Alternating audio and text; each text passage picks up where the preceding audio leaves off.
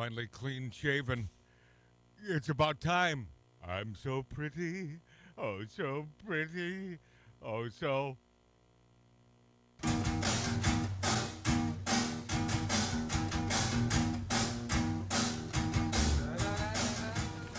Well, hello. I'm Matt. Welcome to the good life. I do a little radio show from my backyard in the Hills Casino. I'm a lucky guy. In fact, I'd say luckier than most. I have lots of friends that I like to call stars. Hey, in fact, there's one now. You probably know Ryan Stiles, Drew Carey Show. Whose line is it anyway? Black Hawk Down? I wasn't in Black Hawk Down, Matt. That wasn't me, okay? What are you doing here?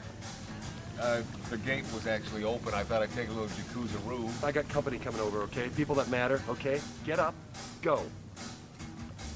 Bubbles feel so good, Look, Ryan. Matt, you know what? You gotta stop doing this, okay? I can't be coming home with the wife and kids and you're in my tub, okay? Just get out. I'm not wearing nothing.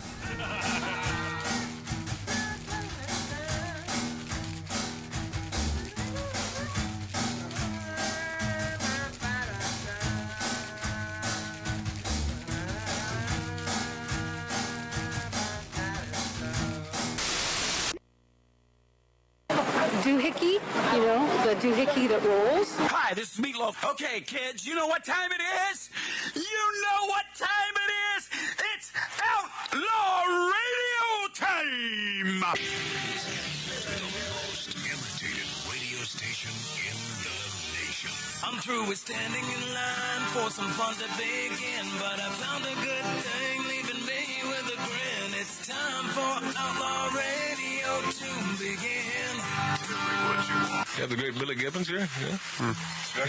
It's very cool. Yes, he just passed out. Yeah. Hey, that didn't sound too bad. Huh?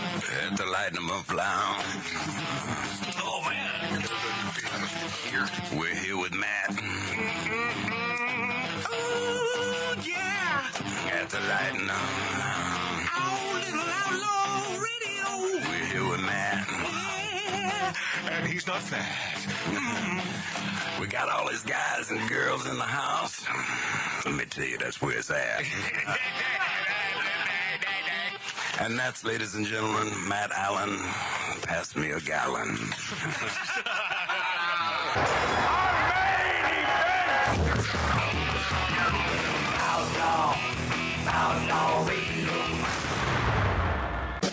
Oh, yeah. Okay, we're about this close to diving headfirst into the Skunky Meatball rumor. There is a Skunky meatball. Smells like a skunk and tastes like a regular meatball, but the skunk meat,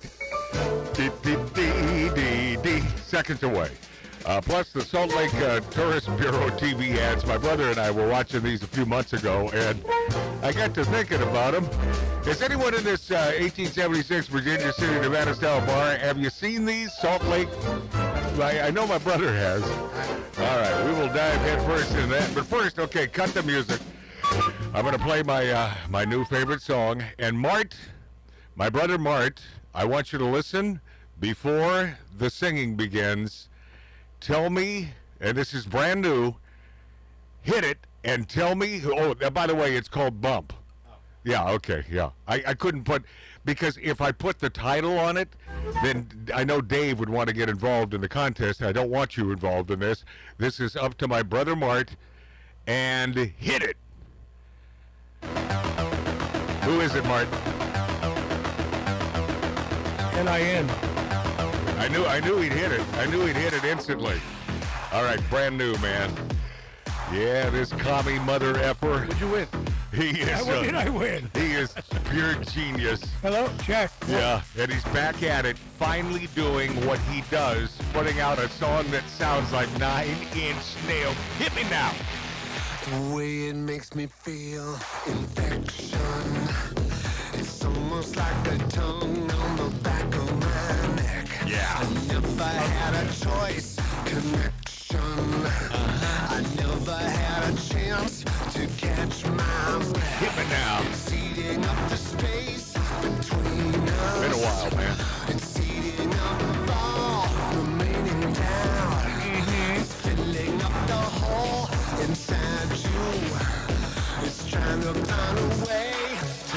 You know the money shot's coming. Nice.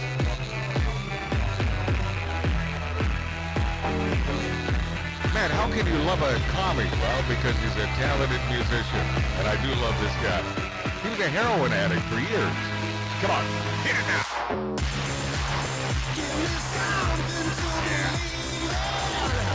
Oh, yeah.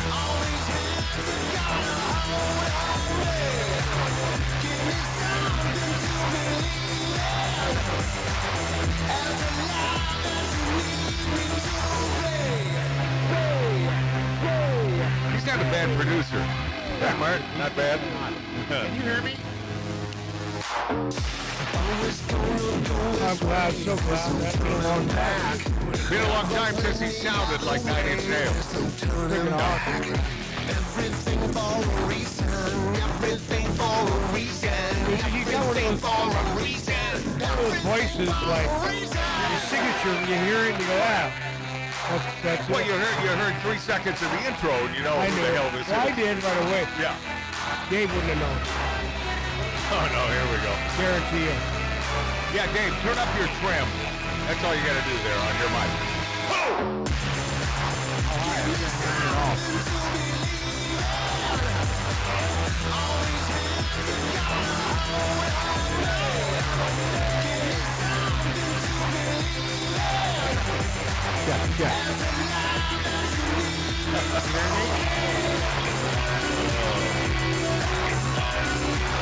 All right, that's it. New Nine Inch Nails song, man. I love that. Trent Reznor should really learn how to play music.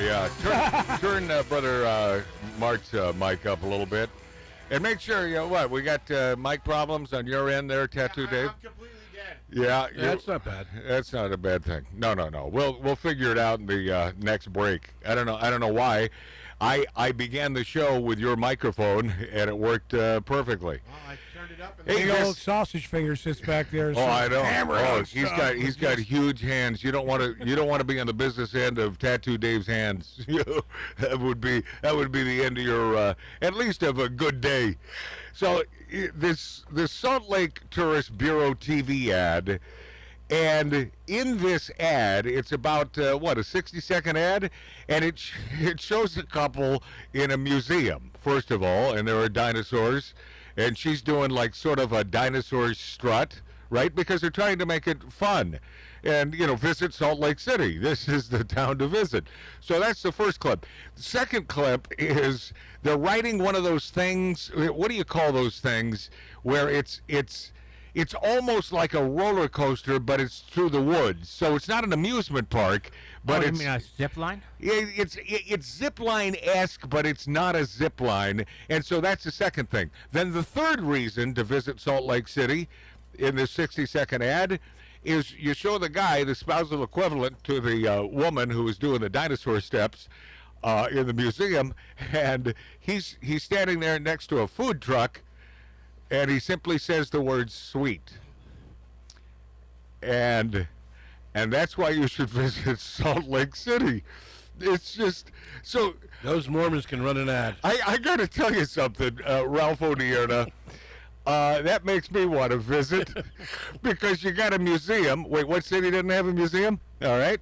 You got an amusement ride. Oh, I know what you're talking about, the gondola, the things that hang and go on the water. Whatever the hell that thing is. I knew what it was. And Mark had it completely. Who in the F was the Einstein behind this campaign? I mean, who spent millions of dollars on this and said, yeah, that's going to bring people to Salt Lake? And by the way, nothing against Salt Lake. I like Salt Lake. I lived in Provo, Utah. That was the first town where I had my very first cheeseburger with a fried egg on it. How many wives did you have? How many wives? I only had one girlfriend at the time. I was only You're 17. taking advantage of that system. I was only 17 years old, and I lived next to a mink farm. $150, Yeah. $150 a month for the apartment. I should have realized why it was so inexpensive, because when you're slaughtering mink, the the nose vessels in flare, and it does not smell pretty. Makes her a skunk without the stripe. Yeah, pretty much. Makes her mean. Yeah, and they're mean, and Once stole my salmon on the years ago. I Yeah. was fishing up in Washington State on the river. I pulled it up on the rocks. Here comes this mink. Bam! Just steals it, takes off. yeah. Yeah, thanks. No, they're nasty little animals. But $1.50 a month. Although I was only making $600 a month at that time, doing nights at a radio station, and then my car broke down. I told you that story before. It's not a place you want to be without a vehicle. Well, I heard it's sweet. Oh, it's sweet. It's sweet. It's sweet because they have food trucks in Salt Lake City, so you want to visit. And by the way, I like Utah. It's beautiful. It is absolutely beautiful. But the things that they're highlighting in this ad, it's like, who cares? I mean, Maybe they did it on purpose so no one goes. yeah, maybe that's it. Maybe they don't want visitors. That's why I met Donny Osmond for the first time too, because the Osmonds. He's a Mormon. Well, the Osmonds, it's even more. It's simpler than that. The Osmond soundstage where they did the Donnie Marie show, a little bit country, a little bit rock and roll, was up the street about 40 miles from where I lived, and took me on a tour. Man, they had it going on. I'll tell you, that's the place to build a soundstage. Because, no other Hollywood influence is there. No, and they did their own thing. Anyway, I'm not trying to dissuade you from Visit Salt Lake. It's a great little town, and they serve booze now, and I think it's possible to get a Coca-Cola, or maybe not. Maybe that's still banned. How about a cigar? You can smoke a cigar. Mormons smoke cigars. Okay. Yeah, I mean, not all Mormons. I met some that, sniff toilet seats, but not all. My program director. He did. He came out of the women's bathroom one time. I said, what were you doing in there? Yeah, I'm a 17-year-old kid doing nighttime rock and roll radio, KEYY Provo. And I said, Next up, Cole. And he said, Cold as ice for and so he said, I was sniffing the toilet seat. I said, okay, well, that's a Mormon. He was joking, right? Well, I'm assuming. Jesus. I don't know. Did you see the commercials? Why would he go in the window? By the way, if that sniffing of the toilet seat were included in the commercials, I think that would be a superlative. Why would he go in the women's restroom? I don't know. Think about it. Come visit Salt Lake. Sniff our toilet seats. So in and He's out. not gay. No.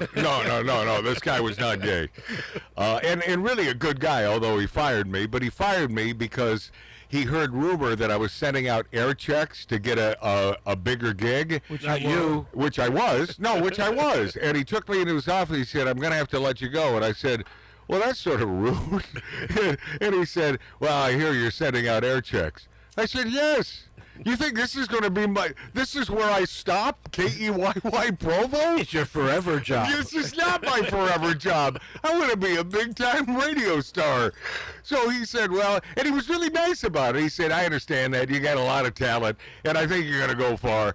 But out of nowhere, so my car's broken down. I got no money. The only way I could live in Provo was the script that the sales department graciously gave my girlfriend and I, which would allow us to eat in the restaurants in town, for free. That's the only way we lived on that sort of money. Because it's always been about passion. This radio thing and showbiz for me, always about passion. If the money came, great. And it did. And it went, and it did, and it came, and it went, and millionaire, not a millionaire. We're waiting for it to come back. Right? We're on the verge. We're on the verge, my friend. We're Yeah. So here's the deal. Well, but that's my brother's attitude. Well, I don't know. 25 years later, wait. Next week, I got things going, baby. We're gonna hit it big. He is glass half empty. He's always been glass. You can tell. I don't need to tell you that. So the air. No, I'm a realist, is what I am. I don't have blinders on. I don't hide in the closet and want everything to be the same, nothing to change. I am a realist. I look at things for real. I don't look at things with blinders on. Aren't you still trying to cut That's songs? how I look at it. Okay, Ralph, thank You you. bet your house I am. Yeah. So I'm a realist. Yeah. How many hits? How many hits? have you I'm had? 80 years old. Why am I'm I- going to be the next rock and roll star. Why am I doing that? How much Did I say I success? was gonna How do much that? success have I proven Jesus in radio? How much Idiot. success have you proven with hit records? But you're now, the now it's a pissing match? You're saying you're the a pissing realist. match? You're saying I am a realist. You're not a realist. Yeah, I You're am. You're a negatron. Not at all. I'm Yes, a you're realist. 100%. You don't like Ralph, to. You, Ralph, am I you wrong? Like to, you like Is he to a hide Megatron? things. Yeah.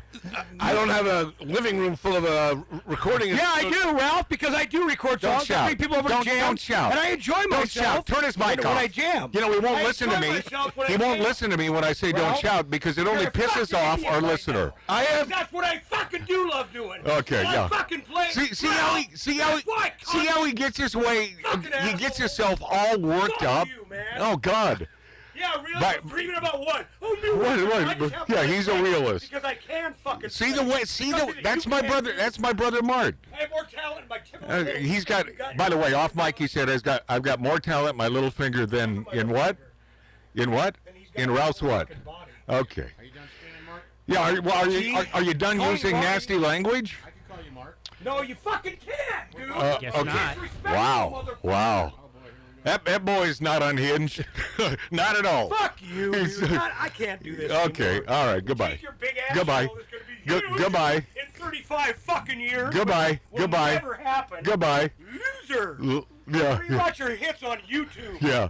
Fucking idiot. Well, it's more hits than you've had in your entire rock and roll career. Is that right? Rock and roll career, by the way. You ever sang on stage? Yes, I've sung on stage in front of more people can't than sing, you. dipshit. Yeah. Oh, I can sing Dipshit. It would be your theme song. Yeah, I certainly could. It doesn't take much to set him off. Doesn't take much, right? Good time for me to not It have does. a mic. Boy, once we get Dave back on mic, all hell's gonna break loose. Oh man, of Shevitz. Who started that? Who started that? Right, yes, you're pointing that way. For those of you watching us on YouTube, on Rumble, on X, Ralph pointed that way toward my brother Mart. I didn't start it. I'm talking. Ralph kind of instigated it. No, No, I pointed out a fact. Yes, he pointed out simply a fact. And by the way, he was spot on, because if he didn't say it, I was about to say it. I'm so glad Ralph took the brunt of that. I'm very happy. Thank you, Ralph. You're welcome. Thank you for falling on the sword. In In-N-Out Burger, Eris. Oh, I love this gal. I love this gal so much. She's relocating her family from California. The In-N-Out Burger business been here in Southern California forever. She says it's become too difficult to do business and raise a family in the state. Yeah. And she's moving the headquarters of In-N-Out to Franklin, Tennessee. Yeah, how about that? Because, well, let's see, business friendly much? Yeah, during an interview on Allie Beth's Stucky's Relatable podcast, because if you don't have a podcast, you're not breathing. Lindsay Snyder, I love her. And she's hot. And she's hot. She's I mean, having $1 billion helps. the billions that she's worth makes her hotter. But she's a cool chick with tattoos. She loves God. She loves America. And she appears to always do the right thing. Most of the burger joints locations will remain in California. But, yeah, they're going to open some in Tennessee. Well, if, that's going to be your headquarters, why not? And it's going to go over great in Tennessee. They'll love those burgers. During the coronavirus pandemic, one of the company's restaurants was forced to close for not complying with a health mandate. Snyder said, "We were shut down for a brief moment, but it was worth it. We can be closed down for a couple days and feel good about it." She added, "I looked back and I'm like, man, we should have pushed harder on that stuff. That was definitely where we held the line. We are not going to be policing our customers or policing our customers. I don't want this, and I don't expect them to want it." Prices in and out California burgers rose, and why? Is it because of the pandemic? No, it's that $20 minimum effing wage. And I never put that together with the restaurant prices going through the roof here in California. it's $20 an hour, and of course, everything that we have told you would happen with this hike in the minimum wage has happened. Guess who else is closing because of the $20 minimum? Who's that? Kohl's French Dip. Oh, is that right? August 6th is their last day in business. This is a classic joint downtown Los Angeles, and it was right across, damn near across the street from one of the greatest. I'll buy it. A real nasty dive bar. That would be the King Eddie. I think I took Ralph there. I was scared, but I. and by the way, this is one of those dive bars where you would be scared because it was, you have needle users outside the bar, some inside. They had a smoking area inside the bar that was behind glass. Yes, it was just this little cubicle, and that's where you could smoke, which, by the way, was completely illegal, but I loved it. I mean, what the hell? Sign me up. But Kohl's inventor, creator, proprietor of the French dip sandwich. Now, I know Philippe's, they love to lay claim to that, but I've done the research. Kohl's began that thing and makes a much sweeter, better French dip sandwich. The bread is better. I'm really sorry to hear that they're closing down, man. August 6th is their last day. And they are subscribing this to the $20 minimum wage. They said the COVID pandemic and the minimum wage. Yeah. Oh God, man, this state. And the thing is, that's a business that you can't take elsewhere because it's the original joint, been there since the 20s, and it had all that mystique of classic old, LA. And they had, before they gentrified it is when I loved it the best. They, some new owners came in, they gentrified it, they upped the prices. This was years ago when it was still that true dive bar and they had that funky little buffet. It was absolutely the greatest. And they had the speakeasy in the back. Yeah, oh yeah. They went way the hell back. And they were also connected to, it was a train service which they boarded up years before. Kohl's, God rest your soul, and In-N-Out here in California, R.I.P. man. Lindsay Snyder said she fought company meetings to keep costs low. Fast food prices in California rose due to inflation. Yeah, inflation during the Biden times. Oh my God, it was through the roof. And of course, the minimum wage. I was sitting in VP meetings going toe-to-toe saying we can't raise the prices that much. See, what a good gal. She knows. She looks out for the consumer. She looks out for her company.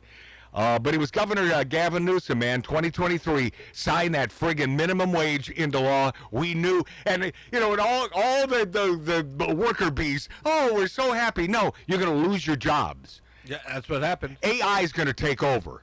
I was sitting in VP meetings. She said, she has deep Christian faith. She sports a tattoo in quoting Matthew. The kingdom come, thy will be done. Another tattoo shows the Hebrew characters meaning hated. She explained it was from John 15:18. If the world hates you, know that it hated me before. God, she's a good gal, man. I received an email from my buddy who lived here in Southern California, born and raised here in Southern California, Pete, one of our writers for the show. I know it's a noggin scratcher. You have writers? That dribble? We have one. Yeah. Which matches the listener. Yeah. I said, me too, man. I love that gal. He sent me this email. He says, it sucks that California is losing another good one, but who can blame her? Seriously, what the hell keeps you from moving you? And now that In-N-Out is moving its headquarters from Southern California to Tennessee, that hot chick running it doesn't want to raise her family here. Surprise, surprise. Why are you still here, Matt? And that's a question that I will answer by moving soon. Why are we any Where of would us you here? go? Where? Nashville? No, Northern California. Oh, okay. No You gonna state. stay in California? No, I mean Northern Nevada. Oh. No state taxes. No state taxes, and they love business. You can get a little business off the ground running, and they love you. They will support you, unlike California. He also added, and this is about Mark C.G. Boyer. He's sleeping, though. See, I can tell he's sleeping because I didn't even wake him then. Why does he do this? Why does he sleep during the show? Well, I mean, he's not the only one, but we don't see you, folks, who are sleeping during Magic Matt's Outlaw Radio on YouTube. $50, this comes from Pete, says Mark CG was one of those goobers who used to cut the B and the RS off the In-N-Out bumper stickers to make them read In-N-Out Urge. He's And then he goes on to say, it's fascinating he didn't score any ass doing that.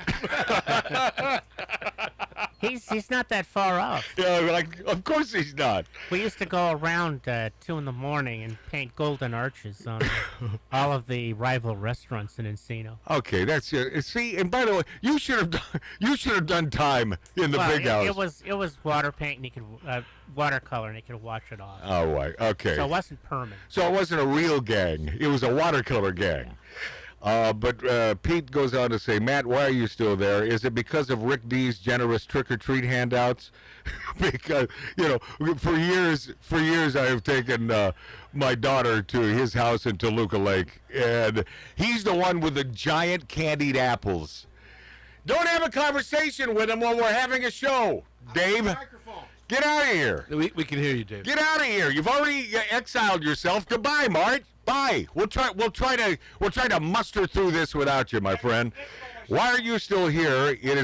Is it because of Rick D's generous trick-or-treat handouts? Because he now hates you. Well, that's true. That is true. Not only Rick D's, but my brother Mart. Good stead. Okay, listen to me. Listen to me now. Hear me later. God, he's not well. He's really not well. There's a guy who has never achieved damn near anything in his life, and he's pissed off about it. I've achieved so much in my life, and I'm pissed off about it. That's the difference. When we return, IKEA skunk meatballs. Okay, I was going to give you a little tidbit more, but wait, we'll be back in about 2 minutes on Magic Matt's Outlaw Radio, on YouTube, on Rumble, on X, and the finest stations in the nation. Thank you for being there.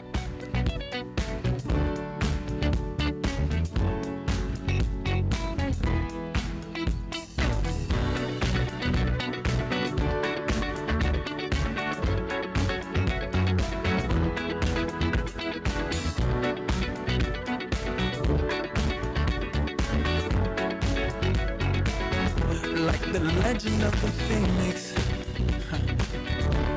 all ends with beginnings.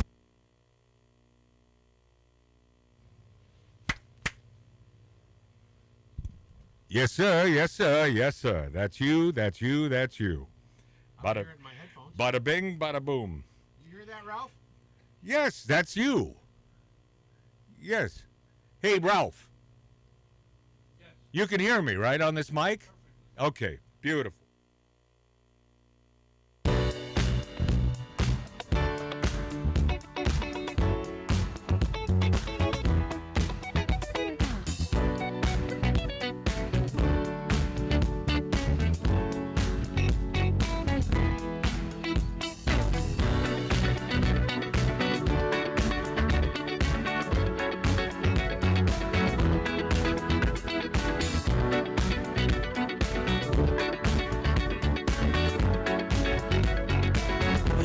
The legend of the phoenix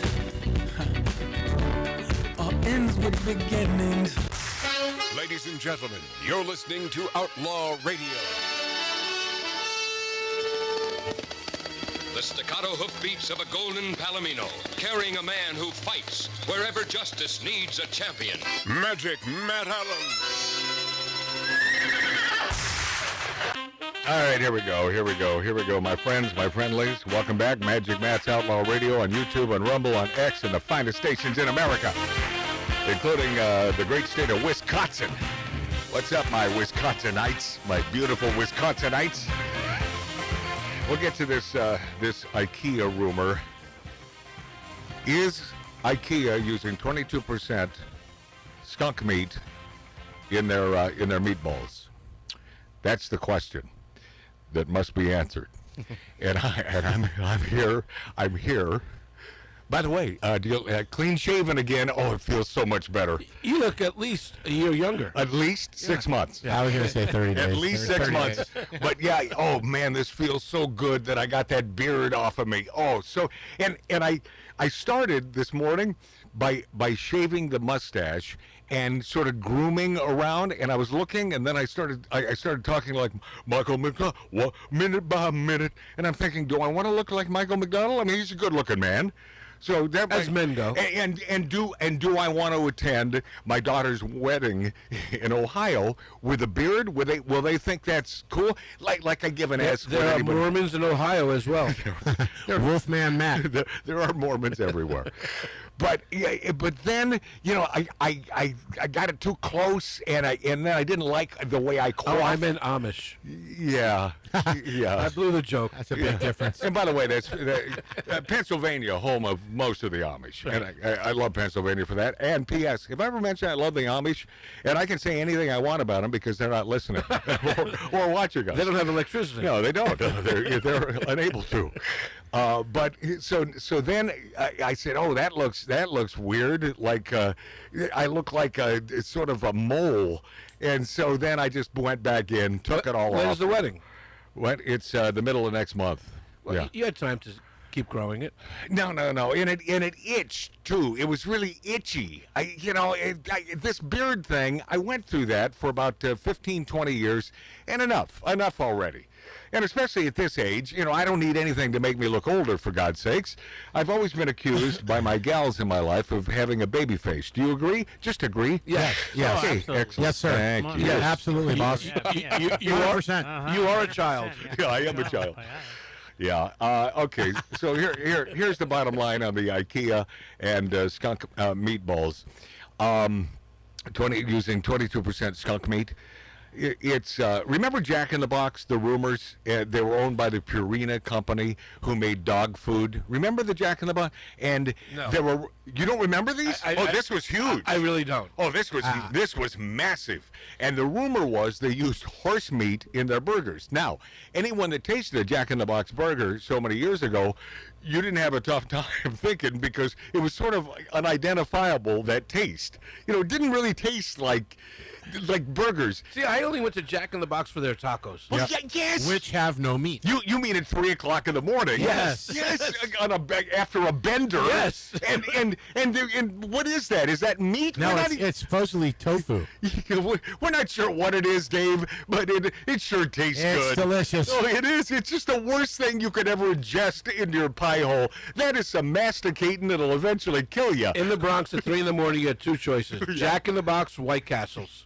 Oh, I like White Castle too. By the way, second worst thing you can ingest, but really good, really taste. Sometimes you got to go for tasty. That's right. They don't even exist anymore, do they? Yeah, they do. All over Is the there still country. one in Hollywood? Yeah, no. There's there's 3 in Las Vegas. Yeah. There's a bunch in New York City. Yeah, but none here in L.A. that I know. No, but of. you can buy them at like Ralph's frozen. And P.S. They damn near taste the same. Yeah. Do a little microwave action, not too much, otherwise the bun gets a little Soggy. firm. Yeah. So here's what I'm doing. Because of this rumor years ago, and I know that you, my beautiful audience, you know what I'm talking about because you're smart people, unlike the Demons of Decadence in this 1876 Virginia City, Nevada style bar. I thought, wouldn't it be fun to throw out the rumor that IKEA uses 22% skunk in their meatballs, and then get that rumor started. So what I'm asking you is to spread that rumor to your friends. Hey, did you hear? And then let that person spread it to someone else, and then let this become one of those massive rumors that'll eventually come back to us. Now, am I afraid? You want a lawsuit? Am I afraid? I was just going to say that. Am I afraid of a lawsuit? Sue me for what? Well, you are bulletproof. What are you going to take from me? What are you going to? What is available to you? My headphones? Michael Urshison's art? I don't know. Take them. Take them. Will we have an official last show? Take my there'll be no last show. They can't take me off the air. Oh yes, they will. No, they can't. Not when he's living in northern Nevada. the woods. Yeah. So do me a favor, my friends. Don't you think?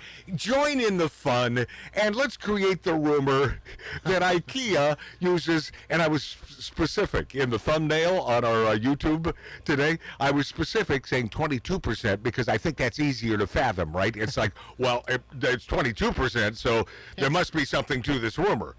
Skunk in the meatballs. And just pass it on. Let's create something out of this. Against the Swedes. What? Oh, no. I love Swedish meatballs. I'm posting it on social media right now. Okay, good. And by the way, Dave, I really love their Swedish meatballs. So do I. It's the only thing you have to put together. Oh, and P.S. I love IKEA. I was going to say, well, first of all, I got nothing. I got no problem with IKEA. I'm just a little. I'm a 17-year-old in a much older body. That's all. I'm a punk. See what happens when you shave? Yes, this came to me after I shaved. It's like, let's do this. Old Tulsi Gabbard. First of all, I still love the gal, even though, as my best buddy John Albee would say, hey, still one of them. Still, Democrat at heart. Still one of them. I think she's more of a pragmatist. I don't know, but get rid of that white thing in your hair. Just do me that favor. I don't understand that skunk thing. Is it an homage to? It's 22% balls. What is it? What does that mean? The skunk thing. What? It was a callback to IKEA meatballs. Oh, 22% skunk. Okay. Yeah. And what's his name? The one that who? The Tonight Show. What?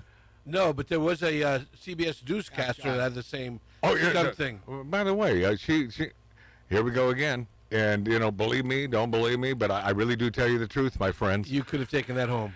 Yeah, she wanted it in the worst way, and it would Jay Leno, and it would have been the worst way. By the way, yeah, Jay Leno had that white thing too, and that gal here at NBC. She's still an anchor here in town. I think on NBC. She's gonna be 100. Yeah, I can't remember her name, but good gal. Yeah, Colleen Williams. Thank you, Mark C.G. Boyer. Yeah, and P.S. Good gal, and don't tell anyone. Conservative. Conservative. Nice. Oh yeah, yeah. She probably wouldn't want it out there being an anchor here in Los Angeles. But there's another rumor that'll come back to us, and she'll sue me. It's like, A, you didn't go out with me. B, you're spreading rumors that you don't know are true. But old Gabbard said that the recently released documents on intelligence regarding the origins of the Russian investigation have been referred to the Department of Justice. She said we're referring all of our stuff to the Department of Justice. Because the question keeps coming out, will heads roll? Will Barack Obama get nailed for this? Because we all know he gets nailed every night by his wife. If you ask Cato, man, he's going to jail. Yeah, well way to step on my joke. Yeah, but P.S. I'm not listening to you. Our buddy Cato Kalin, he is sort of conspiratorial. The man. He thought the election 4.5 years ago that Trump would even though he didn't quote unquote win the election, that they would still throw him in that position. I didn't see how that could happen, but that's just me. And of course we were right because it's too conspiratorial. I can't imagine Barack Obama going to jail. Could he be nailed for this? Is he the fish head? Yeah, I mean he is. Don't you think? Absolutely. Yes, he won't go to jail because they'll pardon him. By the way. No. Yeah. Anyway, it was in his official capacity as president. Yeah. So he's got immunity on that. Yeah. But it will. But did he then have immunity on starting this vicious investigation when they knew there was no there? That's tough to prove. Yeah. Well, he wasn't in office, though. Yes, he was. Yes, he was. He was? Yeah, sure as hell was. He was still in office, right? And this is right after Trump won, but he was still in office through January. So man, the guy should get what's coming. Everyone should get, as Clint Eastwood said in Unforgiven, we all get what's coming. Yep. We should get what's coming. Protesters were heckling. This is it. Gavin Newsom heckled J.D. Vance as he took his family to Disneyland. So J.D. Vance, and I found that sort of odd, but J.D. Vance, that had to be his wife saying, I don't care about the politics of Disneyland. Our kids want to visit Mickey Mouse. And it takes a real man to make fun of kids. Yeah. You mean Gavin Newsom? Yeah. Yeah. And they were making fun of J.D. Vance's running style the other day. I watched it over and over. I didn't see anything wrong with it. Did you? No. What? They're grasping at effing straws, these lefties. They got nothing else. They got absolutely nothing. But Newsom, oh my God, what a deplorable piece of crap this guy is. And, okay, yes, so Donald Trump mocks people, so why can't Newsom? Well, he can. Donald Trump has never mocked anybody's child. No, never. But Rosie O'Donnell's a bit of a child, is she not? There you go. Trump mocking Rosie O'Donnell says she's a mess. Good thing she left our country. Reacted to comedian Rosie O'Dummy claiming that his first term as president took a toll on his mental health. On her mental health, leading her to overeat and drink, stating that she's a mess. That's what led to her overeating. No, she was very thin before Trump was president. Yeah. When asked by a reporter, she blamed it on Donald Trump. And Trump then reacted to that and said, she's a mess. She is a mess. She is. Good thing she left our country. She's a genius. Yeah, good thing she left our country. I do believe that it is the first time in history that fire has ever melted steel. I do believe that it defies physics for the World Trade Center Tower 7, Building 7, which collapsed in on itself. It is impossible for a building to fall the way it fell without explosives being involved. How does it happen? World Trade Center 7. World Trader 1 and 2 got hit by planes. 7, miraculously, the first time in history, steel was melted by fire. It is physically impossible. Physically impossible. I can introduce her to a couple of welders that'll say differently. Physically impossible. How long do you think this broad is going to stay out of the United States of America? If you're a betting man, four years. By the way, Rosie, how do you get curved steel if it's not melted? Well, I'll tell you why. I think her explanation would be Superman. It's physically impossible to melt it, but Superman has abilities way beyond normal human beings. Yeah, but he's an undocumented alien. Well, he's also a gay icon, my friends. Yes. I'm man, Superman. Dance with me. Kiss me, you fool. Police arrest a man after American Idol supervisor and husband found dead. And what I found really personal about this was walking distance from where I lived in Encino, California, over there on the other side of the valley, man. This is, and so I think, I could still be living there if I did things, quote unquote, the right way. But if you look back and you really think about life, I'd probably be dead by now, shot dead by some friggin' vigilante or some hoodlum. Or your brother. Because Encino Hills, man, crime-ridden these days. Why? Because that's where all the money's at. Yeah, but they were north of the boulevard, so they deserved it. Did they? Oh, I think they were. No, they were south. No, White Oak, they were north of the boulevard. Yeah, but you can still be on White Oak and south. But they were. Oh, they were? Yeah. Okay. We'll get to that plus much more in mere minutes on Magic Matt's Outlaw Radio. Thank you for being there. I know you have a choice, and I appreciate you being there.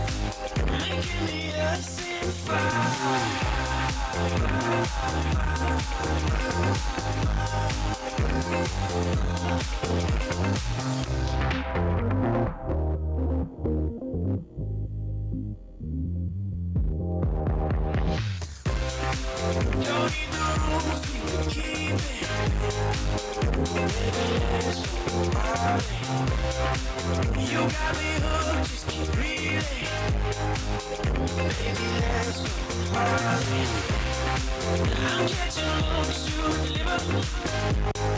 Throwing my head to the skies. The way you move sends shivers, making the earth sing fire. Love is incredible,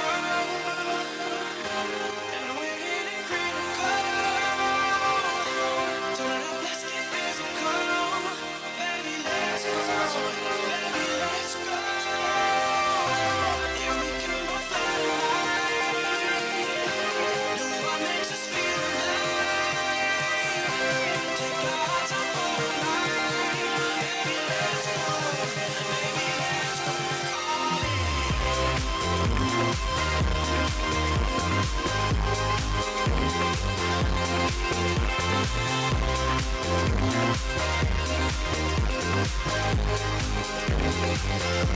Recognize my voice? You might not, huh?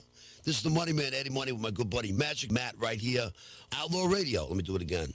Are you an outlaw? I'm an outlaw, huh? My probation officer loves me. This is Money Man, my good buddy Matt right here on Outlaw Radio. Stick 'em up, motherfucker. Yeah, another good dude who's dead. All of my friends are dead. When you get to be this age, all your friends die. Especially if all your buddies are, 20, 30 years older than you. It happens. You only hung out with old Jews. Well, they weren't old Jews, but they were old. Milton Berle, yeah, loved him dearly. Milt Larson, not a Jew. Not a Jew. No? You always thought Milt Larson was a Jew? I always did. No, not a Jew. Not a Jew. Yeah, good Christian man. Well, I don't know about that. I don't know if he ever attended church in his life. Probably as a kid. But the proprietor of the Magic Castle, rest in peace. All the good ones. All the good ones. All the great lions leaving the den. Police arrest a man after American Idol supervisor and husband found dead in my neck of the woods, man. They arrested a 22-year-old dude suspected of killing American Idol music supervisor and her husband during a home invasion. It's happening in Encino.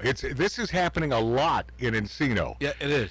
The L.A. Police Department identified the suspect, 22-year-old Raymond Bodarian.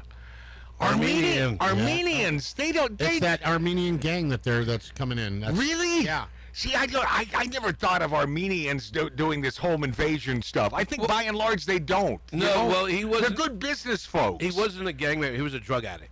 Oh, is that right? Yeah. Yeah, see, that'll lead you to doing the most inopportune, nasty things. Armenians like, chopping up cars, Right. Medicare fraud. Right. All the good crimes. Yes, but not home invasion. Blue collar. He's accused of killing Robin Kay and her husband Thomas DeLuca Thursday, just minding their own business on White Oak Avenue there in Encino. Authorities say they discovered their bodies around 2:30 on Monday. Oh my God, this is ugly. Yeah. While performing a welfare check, following a request from a person who reported not hearing from them for several days. There will never be a welfare check from me or for me because no one ever expects... Well, you don't have a cell phone. No one expects to hear back from He me. has one. He just doesn't know how to use it. Yeah, and we laugh about my incapacity when it comes to the newfangled things, like cell phones. Police said they believe the suspect entered the home through an unlocked door. It's too bad that you have to go to those extremes, locking your doors. I mean, it's... By the way, he had to climb a 10-foot fence to get to that unlocked door. Jeez. Yeah, but I heard, weren't they not home and he was there robbing the place and then they got home? Yes. Yeah. A confrontation. Okay, so they believe the suspect entered the home through an unlocked door.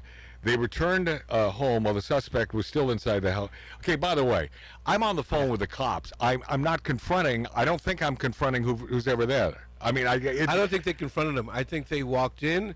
He happened to be there, and he shot them. Yep. I don't think there was a confrontation. I don't know. I wasn't there. Multiple gunshot wounds, man. The suspect fled on foot. The motive may not have been theft, but the motive could also have been random based on what we know so far.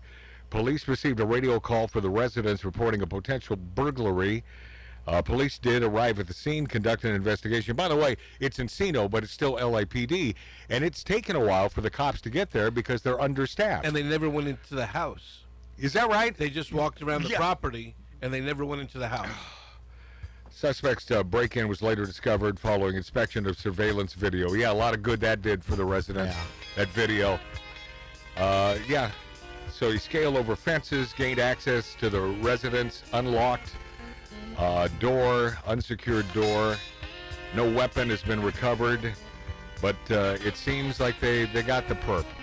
I didn't read anything in here about drug addict. Is that what they're saying now? Yeah, he was the meth head. That seems to make sense. When we return, NPR, PBS, and my Uncle Dick in Dayton, Nevada, next on Outlaw Radio. Buy a new car,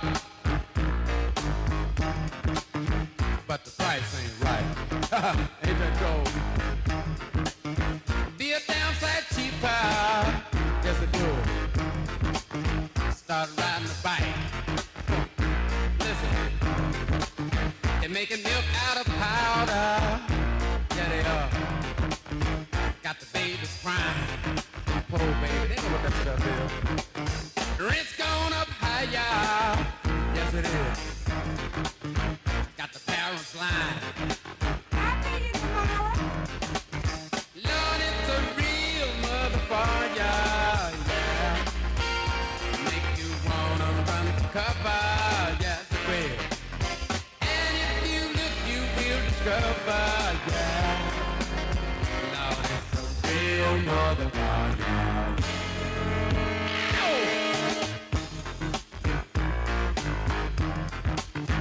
Good dog. Listen, got to go to a disco. Throw your troubles away. Dance to the music. Yeah. That the DJ play. Well, all right. And then the lights come on.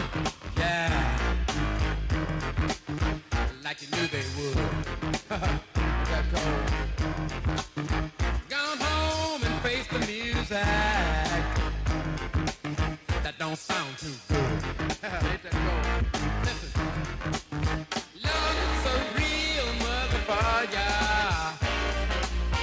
It'll make you wanna run for cover, yeah. And if you look, you will discover, yeah. Lord, it's a real motherfucker, yeah.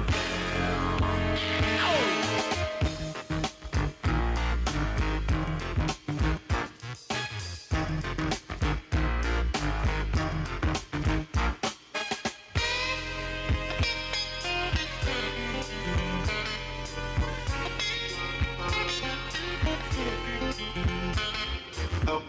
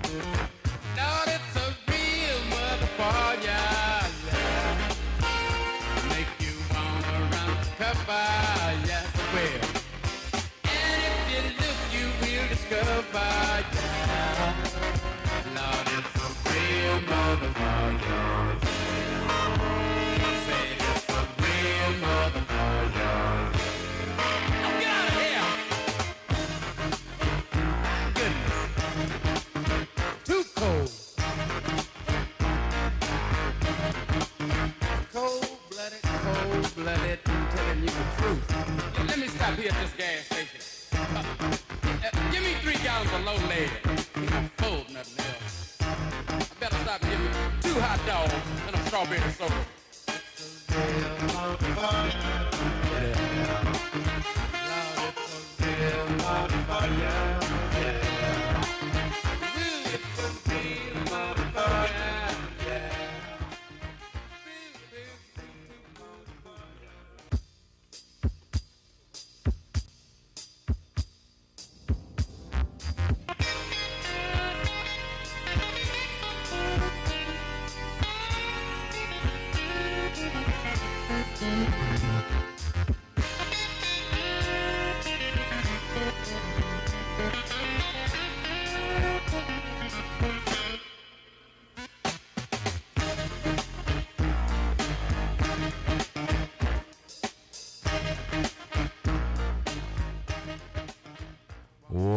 going on there, Radioland?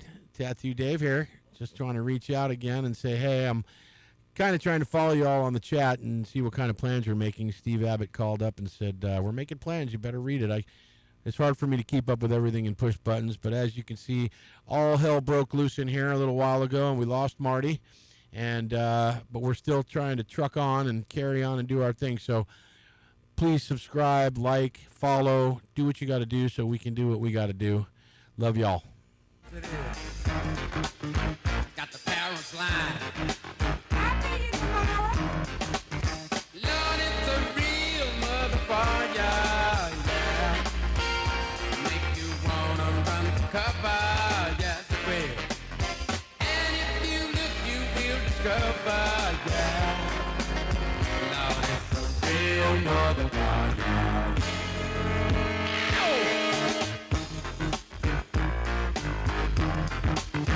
Good dog. Listen, got to go to a disco. Throw your troubles away. Dance to the music that the DJ plays. Well, all right. And then the lights come on. Yeah. Like you knew they would. That cold. Gone home and face the music. That don't sound too good. Doohickey, you know, the doohickey that rolls. Hi, this is Meatloaf. Okay, kids, you know what time it is? You know what time it is? It's Outlaw Radio time!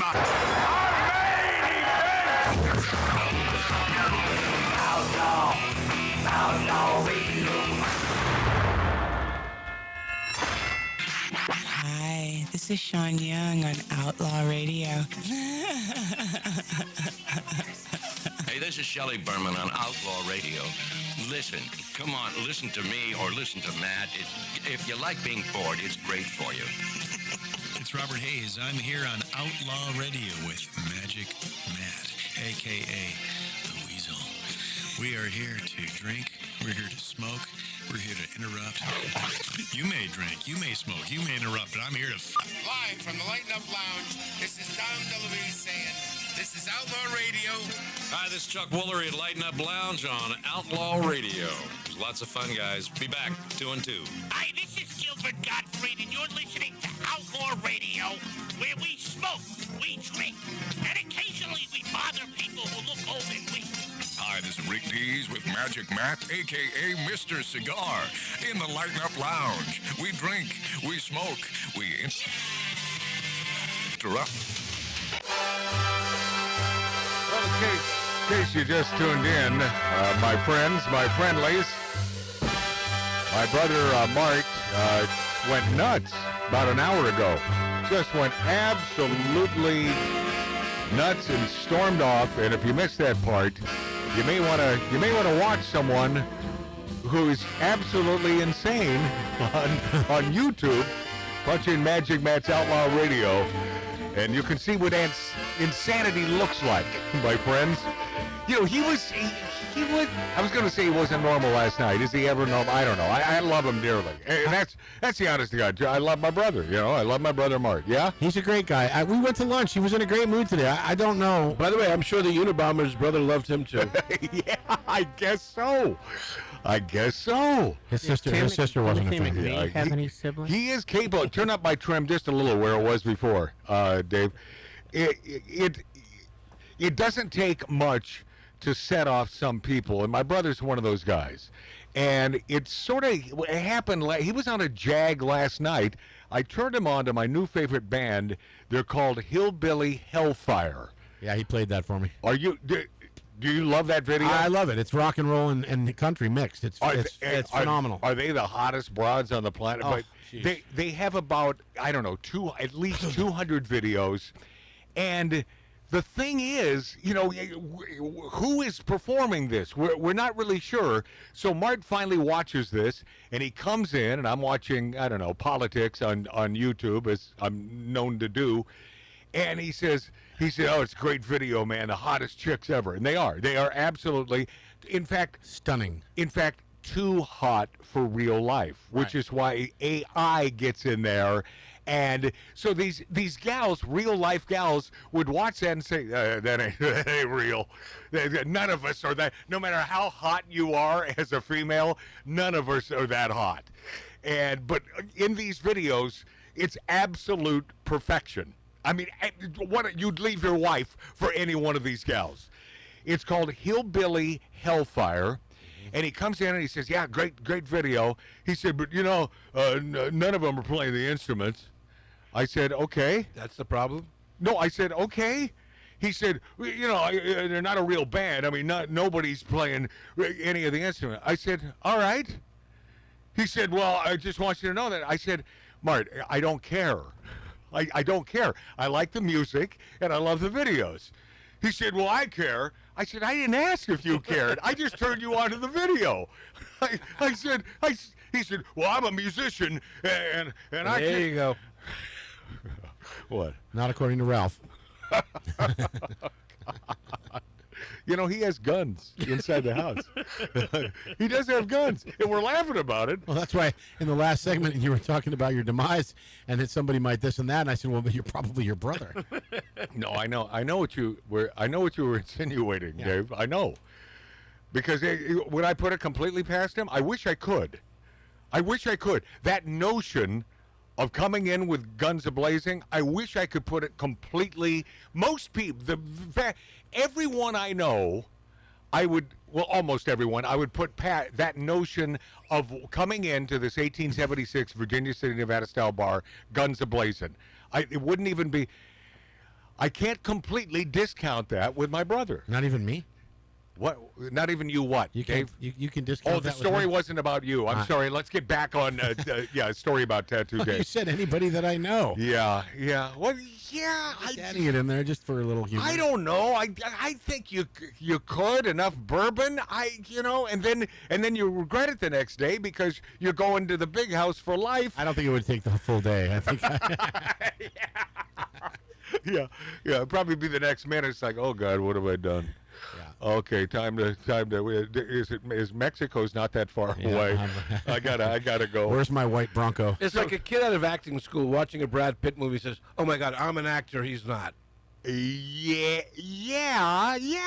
Right. Okay. Right. Fine. You go make $10 million a picture. Right. There's something to be said for. By the way, yeah, I talk a lot of smack. It's what I do. Love it, hate it.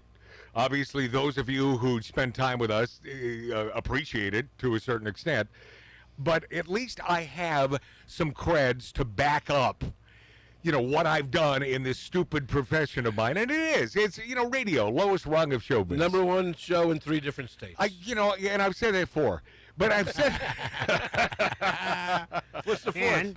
We'll say it. Well, I was number 1 in San Diego for That's still California. one book until. Oh yeah, you're right. Yeah.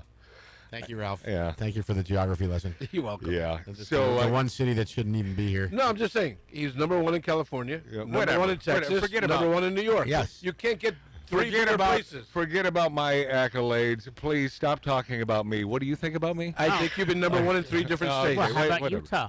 What? Utah? Yeah. Not number 1. I don't know. I was nights on a top 40 station. I didn't even make it through the ratings period. And by the way, in a small market like Provo, I think they only had ratings twice a year, and that's the way it worked. No, that's the way it worked. I think I just caught one of your air tags.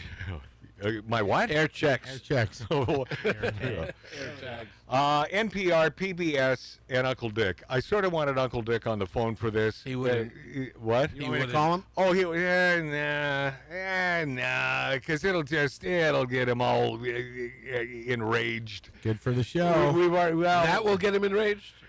Yeah, NPR's Mahar, she's the CEO, Catherine Mahar. Really? Is that Bill's... Yeah, we're working to understand bias accusations and remain the nonpartisan organization that we are.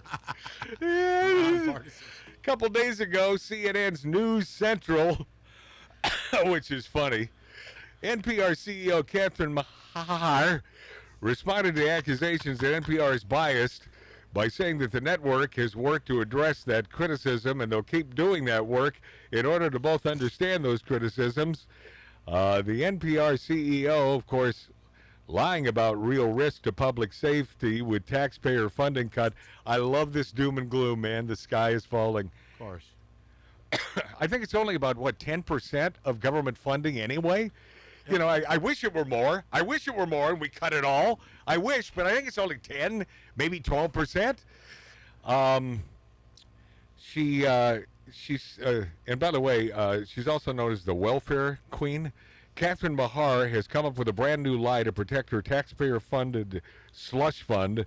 To protect those left-wing lies, get a load of the latest from this shameless broad. Public media, public radio, public television are a critical part of the emergency response plans of nearly half of the states in this nation, Mahar told far-left CBS News, which just settled an election interference lawsuit. Did I mention that with President Trump? Just settled that. She added, if these types of emergency alerting go away, you'll have fewer outlets to be able to respond in real time to natural disasters. I just love just anything. Just anything. Earlier in the week, America's favorite welfare queen laughably claimed that there's no left-wing bias on NPR. None! I have a suggestion for NPR. Yeah? It's called podcast. Yeah! Start a podcast. You know why Mahar's been reduced to this kind of desperate lying? Because in a world where Trump, the GOP, and the new media no longer play by the regime media rules, she's got absolutely nothing else, nowhere else to go. I think the emotional blackmailing is over. Right, Ralph? Don't you think it's over? I'm pretty media savvy. Yeah. I don't know how to listen to NPR anyway. You know my story when I visit my hippie Uncle Dick, who I love to death, and we have the greatest time. We never talk politics. He's one of those family members that I can't talk politics with because they'll talk about shooting a certain someone in the face, and it's like, that's your answer? That's the answer? And he's a guy, Uncle Dick, in Dayton, Nevada, down 6 Mile Canyon from Virginia City, Nevada, the old gold-silver mining town. He's the one that believes in liberty. He's the one who owns about 30 guns. He's the one that wants government out of his business, but yet, after all these years, he continues to vote Democrat. It's a noggin scratcher. How do you listen to NPR anyway? Well, I'll tell you how. On the way to the airport, he's taking me to the airport at 5 o'clock in the morning. It's the one channel he has on, and it's blaring. Now, do I say anything? No. I just by the way, it seems as though Uncle Dick would ask me, Matt, why is there blood trickling out of your ears right now? Well, that would be your NPR. That's 2 hours in the weekend. You're stuck. Oh my God! It sucks so bad. But that's what and he, without me saying anything, he said, "Yeah, I listen to this because I like the truth." And I still don't respond. I said, well, you got to do what you got to do there, Uncle Dick. I love it. Just get me to the airport, okay? Don't leave me on the side of the road. Yeah, I can see why we didn't call him, because then he'd be playing it at the house when you're there. Yeah. So, I don't know. This broad is laughable. Bias? What bias? Oh, you mean the bias where NPR ridiculed and debunked what boys and girls, it's okay for them to have transgender sexual reorientation even when they're little 5 and 6 year olds. I listen to this crap on the way to the airport. I listen to this and I'm just cringing. This is the truth? That's okay? We all know that NPR PBR they're as bit as bad as CNN, and they would be.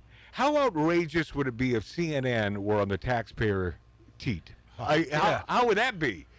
So, believe it or not, Ms. Mahar, who, by the way, sort of hot. Have you seen her? Well, she's probably scared for her job. She's sort of hot.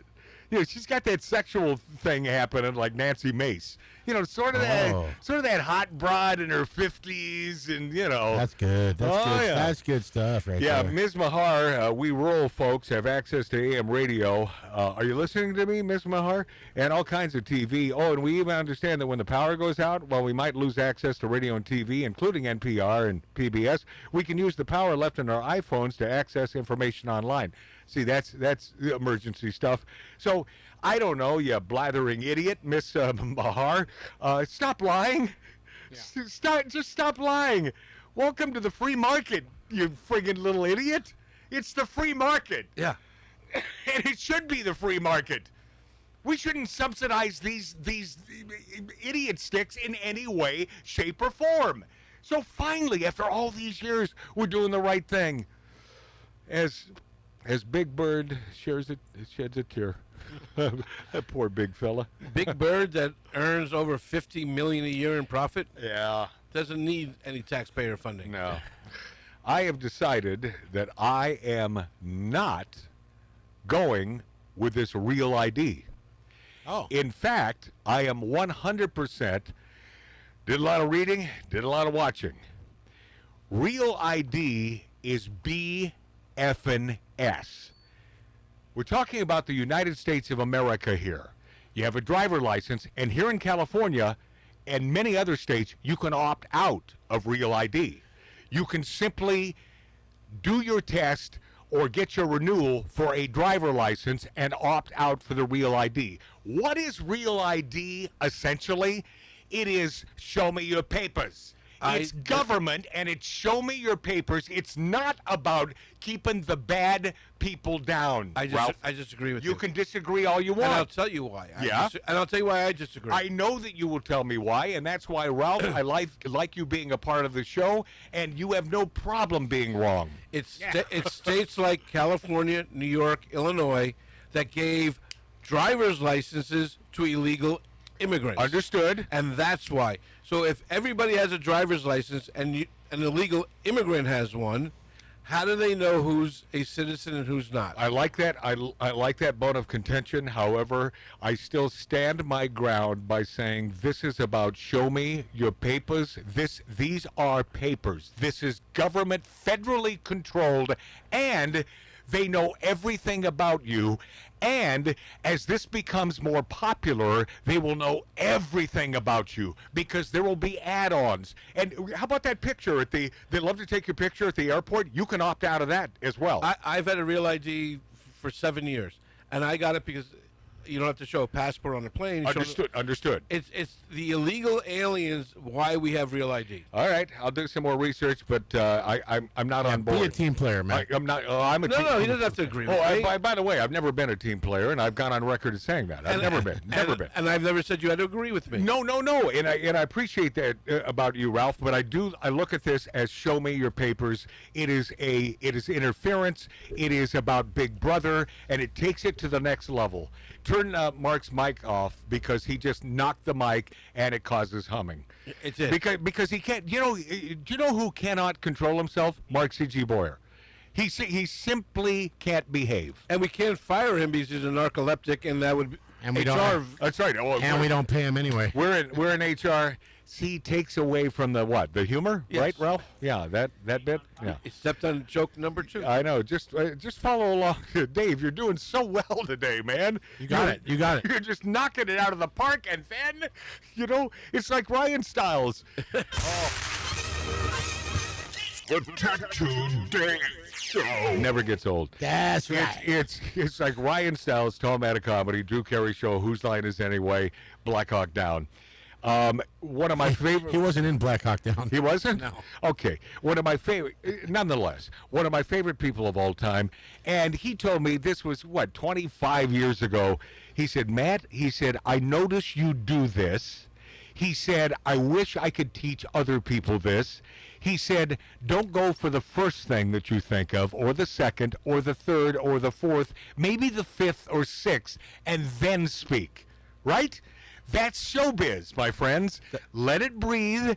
think about it for a second. Most times your response will not be and we're talking about funny here. You know, we're talking about There's nothing comedy. wrong with a pause. Nothing wrong with a pause. And nothing wrong with real ID. I like how Ralph looks at me. Nothing wrong with real ID unless you want complete government control. So what I'm going to do is I'm going to get my passport updated. Last time I used it, went to Japan. So do the math on that one. 32 years ago. That was a long time ago, my friends. So I'll get my passport updated, and then I'll have the passport and a driver license, and I'll be good to go. You don't even need the driver's license, just the passport. Even though, here's the dirty little secret, you don't even need anything but your driver license. They're trying to tell you that you can't fly without real ID or a passport. That is a 100% lie. What they do is they'll sit you down for a second. They'll ask you some questions. You answer the questions if you know the answers, and that's the reason for the questions. You answer correctly, boom, you're in there and you fly. I get It's a lie. It really is a lie. But your argument is with the big states that allowed illegal immigrants to get driver's licenses. Yeah. That's what your argument is. If this never happened, we'd never have a real ID. I do understand that idea. I don't like more government control, and I think this is the beginning of the end for our sovereignty as American citizens. I really do. I really do. I don't disagree with that fact. Yeah, but the fact. Think about it. That's a big point, man. But if an illegal alien has a driver's license, yeah, and Dave can tell you this because he's purchased Tattoo weapons. Dave. Yes. Yeah. Dave, what do you have to show to buy a weapon? In Arizona, I only have to show my driver's license. That's it. That's nice. That's my whole point. Yeah. So if an illegal alien has a driver's license. Oh, yeah, in California, too. You're right. Okay, Yeah. okay. I didn't want to have to bring this up, but I do have to pose this question to Ralph. What do you have against illegal aliens? Yeah. All right, let's move on. Neil Dunn, Rep. Neil Dunn pushes the Repair Act. This is a minor thing, and I'll get into Epstein and all this and our take on Epstein and Trump and, you know, what the hell's going down here. But these are the little things that, in my opinion, make a lot of sense, and that we need the little things because they add up to big things, much like real ID. Neil Dunn pushes Repair Act to ensure car owners have access to their own vehicle data. Why is this important? It's called the Repair Act, which would ensure that vehicle owners have access to their own data, often restricted by automakers, making it difficult to go elsewhere for repairs. How about that? Yeah. So, you know, if you bought a car from a big dealer, they want your business. They want to repair your car. That's more than half the battle for these big dealerships. This would restrict automakers from keeping that info on your vehicle private. It's a smart thing. Let's do the right thing. And this, how about that? You're minding your own business at a Coldplay concert. You just want to hear a tune or two. Why would you ever be at a Coldplay concert? By old Christopher, and started with Astronomer, which is a tech firm out of Northern California, launching an investigation after CEO and an HR chief caught embracing at the concert. And it just turned out, I think this just came down today, Andy Byron, the CEO, resigned.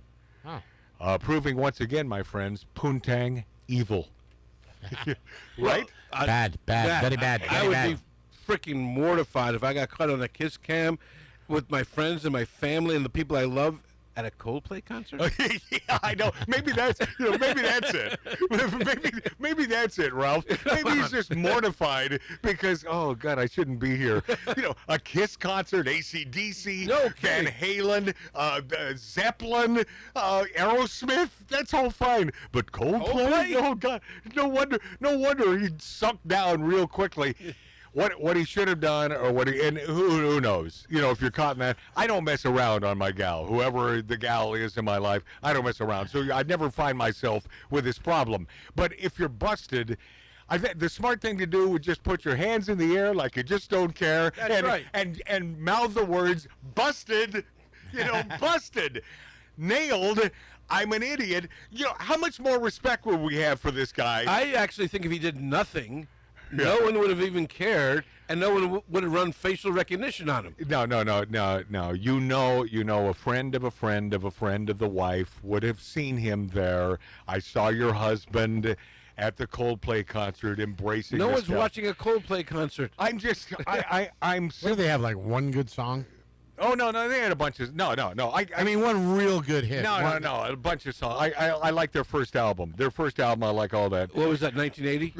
It was a million years ago, and it was in the 90s. Astronomers' board of directors has launched a formal investigation into its executives after the company's CEO Andy Byron and HR chief Kristen Cabot, who, by the way, looks much better in the picture that they show of her than she did at the concert. She looks really hot in that picture, right? And it went viral on Coldplay's Kiss Cam. Astronomer is committed to the values and culture that have guided us since our founding. Our leaders have expected to set a standard in both conducting and conduct and accountability. This came from Astronomer, breaking its silence for the first time after becoming a viral internet sensation. Poontang, my friends, poontang bad. For guys, we're idiots. We're idiots. We'll do anything for Punani. And this, you take down a CEO of a major company making F-loads of money because of the punani, because he couldn't keep it in his pants, because he couldn't have a conversation with his wife saying, I'd like to do more experimental sex stuff, or whatever it is, or wear a wig and a mask, whatever it is, or just get a divorce. If you're not happy with this, and your HR person, of all people, someone in HR? So how do they go to, they can't go to HR to complain? Yeah, do they have to speak with her about it? And of course she'll say, well, I think everything is fine. All right. Yeah, Astronomer went on to dispel online rumors about a third employee who was accused by social media users of having been in the footage, adding Alyssa Stoddard was not at the event and no other employees were in the video.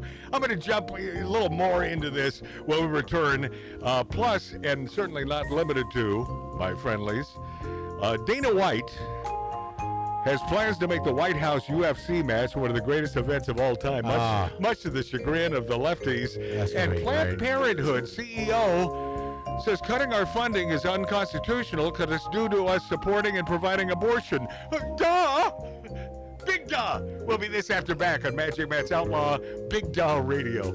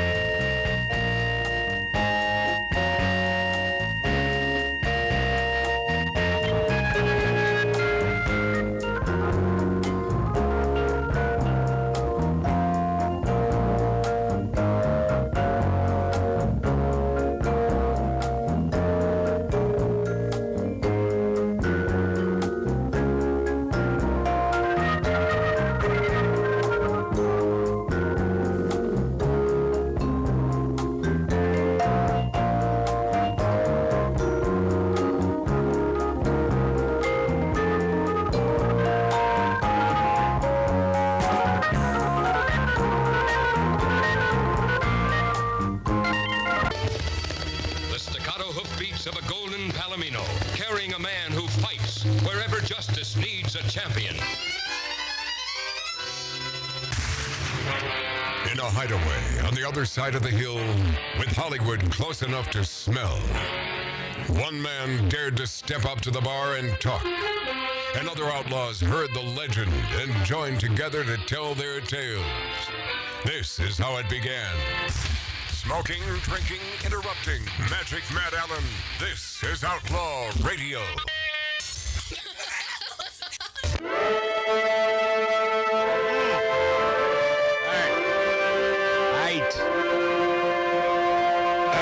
Dave, when you're calling him over there, try to keep it down to a whisper.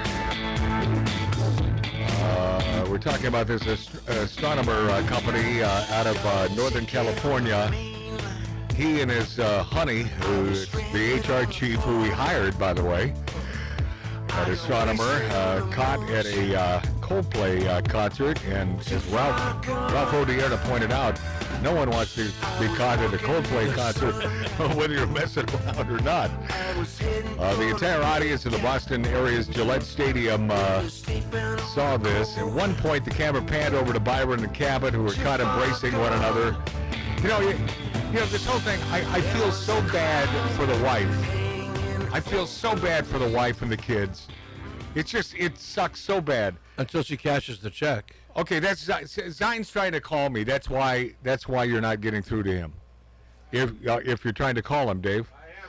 Yeah, that's now call him again. I am, and it went to voicemail. So now call him again. Yeah, now call him again. So anyway, old Martin there on stage says either they're having an affair or they're just very shy.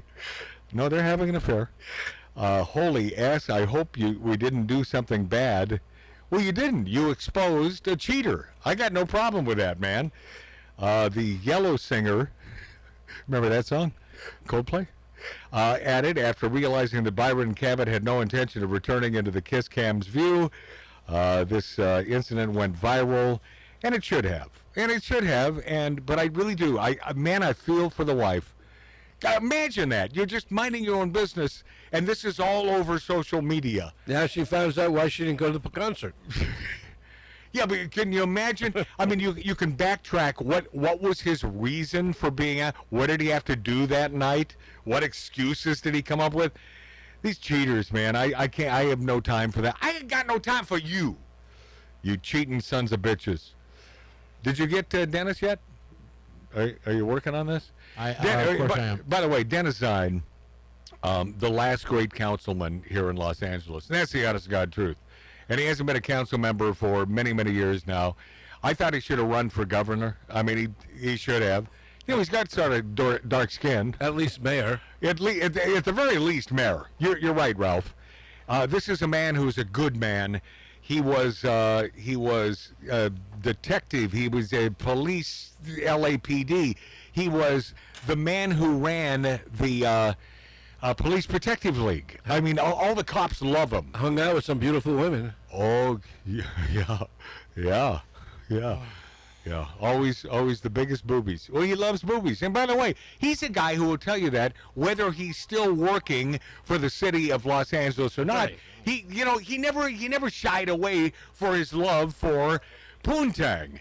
But I don't know if he messed around on his. Did I ask him to just keep it, to whisper? But then he's talking really loud and. Okay, but there's a reason why I want Dennis Zine on, and this esteemed Dennis Zine, who should be mayor of Los Angeles. He should be a lot of things. Anything running the great state of California. Dennis, how are you, man? I'm doing well on this beautiful sunny day at the temperature of God knows what. It's hot, over 86 degrees right here in the San Fernando Valley as I'm cruising down the roadway of Roscoe Boulevard and Balboa in the western San Fernando Valley. Oh, that's Dennis Zine, my friend of 68 years. We've known each other. Wait. 68 years? I'm not that old. Yeah. 68 years. What are you talking about, 68 years? I love this Dennis Zine. The last great L.A., the man who really did the right things for the city of Los Angeles. His town, man. His town. And you've seen it crumble. First, let's start with the riots. Should have talked to you about this a few weeks ago, but was Trump right in doing what he did? There is no question in my mind, with the lack of personnel in the Los Angeles Police Department, that we needed to bring in additional resources. While it was a small contained area, we did not have sufficient personnel to protect that area. Not only the demonstrations and blocking down the freeway and assaulting people and breaking into stores after dark, all those things are happening, which was a tragic situation. We needed to do something. And when they go on mobilization, LAPD actually mobilized. Now, what mobilization means is every single member of the department, no matter what your assignment, you could be working detectives, you could be working homicide, you could be working robbery, whatever you're working, you're in uniform, right? And everyone's working 12-hour shifts. So what you do is you maximize your uniformed forces for every single member of that department to contain what was occurring. And the problem is, when we have 10,000 officers, you don't need to stretch everything to that point. When we're down at 8,700 officers from 10,000, you need to stretch your resources. And then you go for mutual aid. You bring in the sheriffs. You bring in also some other departments. We needed to bring in additional resources. To say it was a small incident, it may have been small in relation to the size of L.A., but we didn't have sufficient resources to provide safety for everyone, in addition to handling the 911 calls and all the other emergency services that occur in the city of Los Angeles. So, yes, I totally support bringing the National Guard, the Marines, and whatever the resources we needed, because those businesses that were impacted, that were affected, they deserve protection. Do you notice? And we have to provide that protection. Dennis, the great Dennis Sine, former L.A. councilman and the head of the Police Protective League here in L.A., and he was on a bike, man, constantly. And this guy carries a piece because he knows he needs it now in Los Angeles. Have you noticed with Dennis, he's like that magic fingers bed at one of those cheap motels. You put a quarter in him, and he'll talk forever. This man. I am nonstop, 24 hours a day. You give me that opportunity, and I will speak the airways. I will blow up those airways. I love my bellowing voice throughout the region of the universe of America. I love this man, Dennis Zine. Now, 3 sheriffs minding their own business, and they're training folks, and it's a bomb squad training. Give us the insight, because this made national news. We lost 3 sheriffs due to, was it bad training? What the hell went down? Why did this happen? Why did 3 sheriffs lose their lives here in L.A.? This is the hazard of law enforcement. This is the hazard of that particular assignment. That is a volunteer assignment. You go through special training with the military. You work explosive unit, the bomb squad. You work that as a special assignment, and that is basically a career. A lot of folks do that in the military. These dedicated members of the Los Angeles County Sheriff's Department decide to go into that. Some people go into the mounted unit. Some people go into the SWAT team. These individuals chose to go into the explosives unit, the bomb squad, and tragically they perished. Now, these were experienced people. Wow. It shows the hazards of this job. You could have all the experience and all of the wonderful accolades, but you come into a situation, you go to an emergency radio call, you end up getting shot. Yeah. You go to a bomb call and it explodes. In this particular tragedy, where 3 deputies died because some individual had illegal explosives. Is Those were illegal explosives. Is that right? Not be in public possession. Wait, But it was at the training facility. Yeah. So how did that happen? No. What happened was they got a call from Santa Monica Police Department regarding the explosives. They went to Santa Monica and retrieved them. Then they took it back to their headquarters, and they were going to then follow up and determine exactly what it was. Or maybe they were unstabilized. Something went wrong, and obviously it exploded when they were handling them.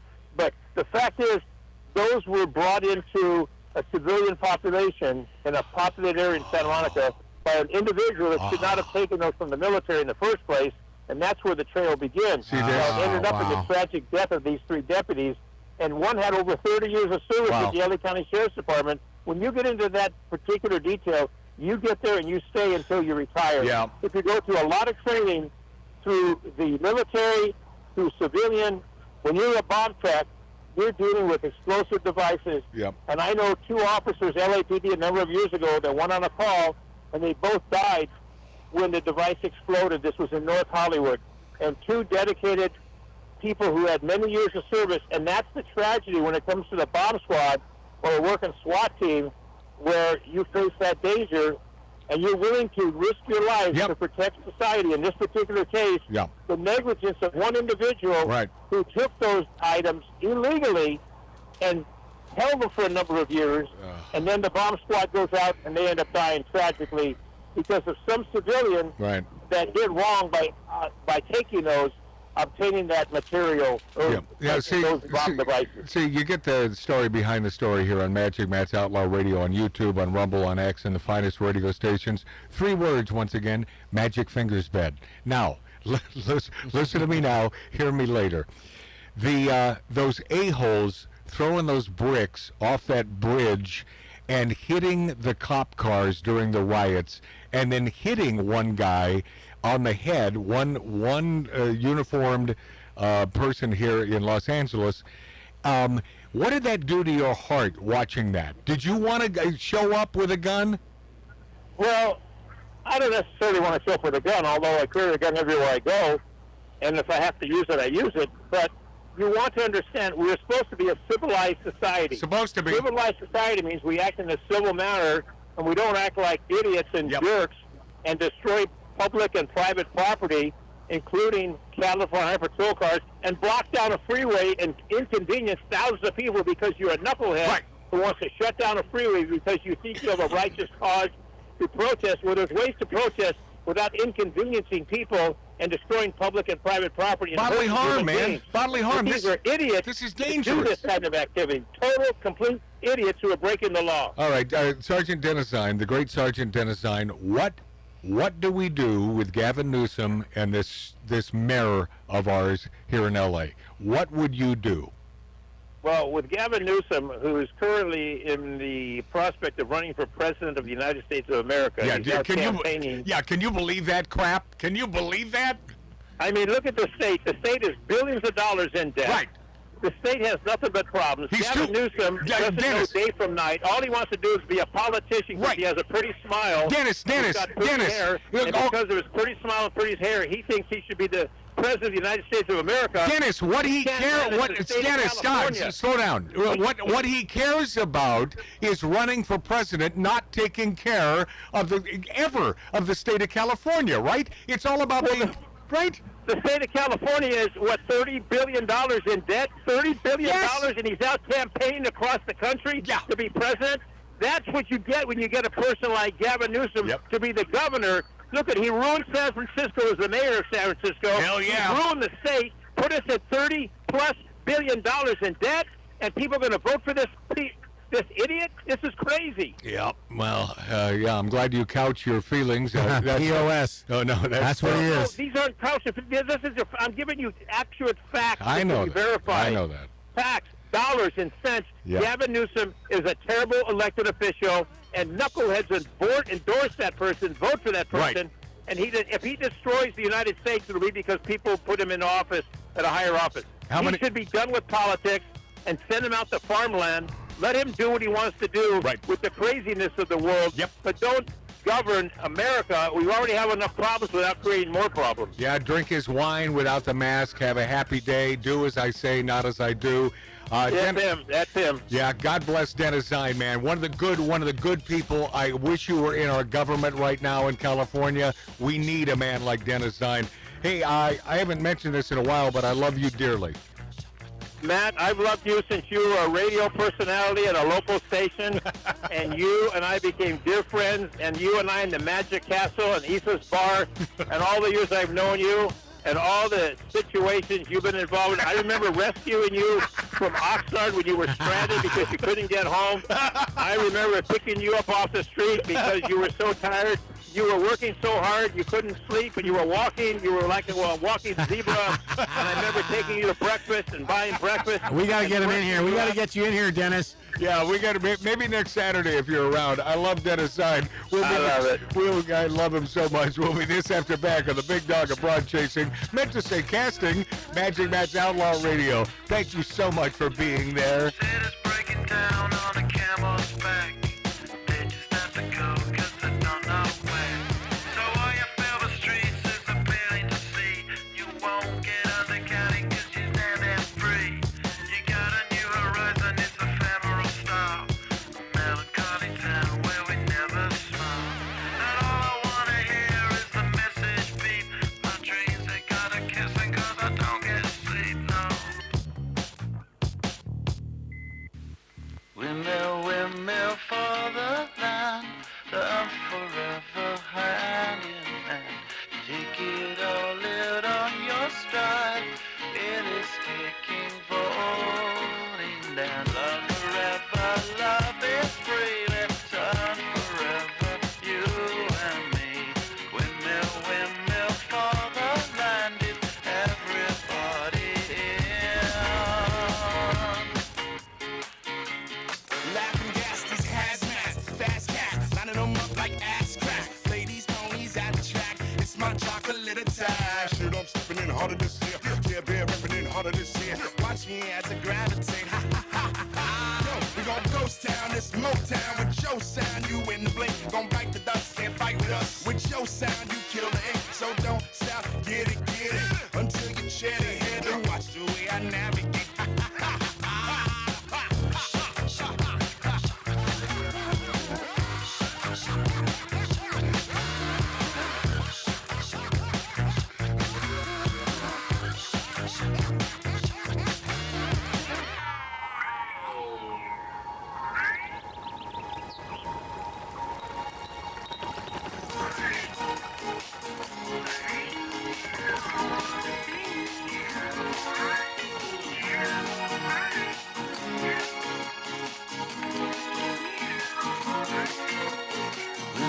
Windmill for the land, I'm forever hand in hand. Take it all out on your stride, it is taking falling down. Love forever, love is free, let's turn forever, you and me. Windmill, windmill for the land, is everybody in. Don't stop, get it, deep high, captain's in it. This is Outlaw Radio.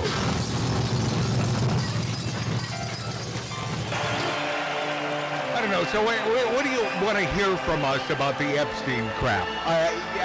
Okay, Trump is right. Why are you so focused on this? However, he's wrong because we are focused on this. Then we need to know more about it. And Pam Bondi promised that things would be released. Here's my assessment really quickly. I think Pam, by and large, doing a great job. I think she's an attention whore.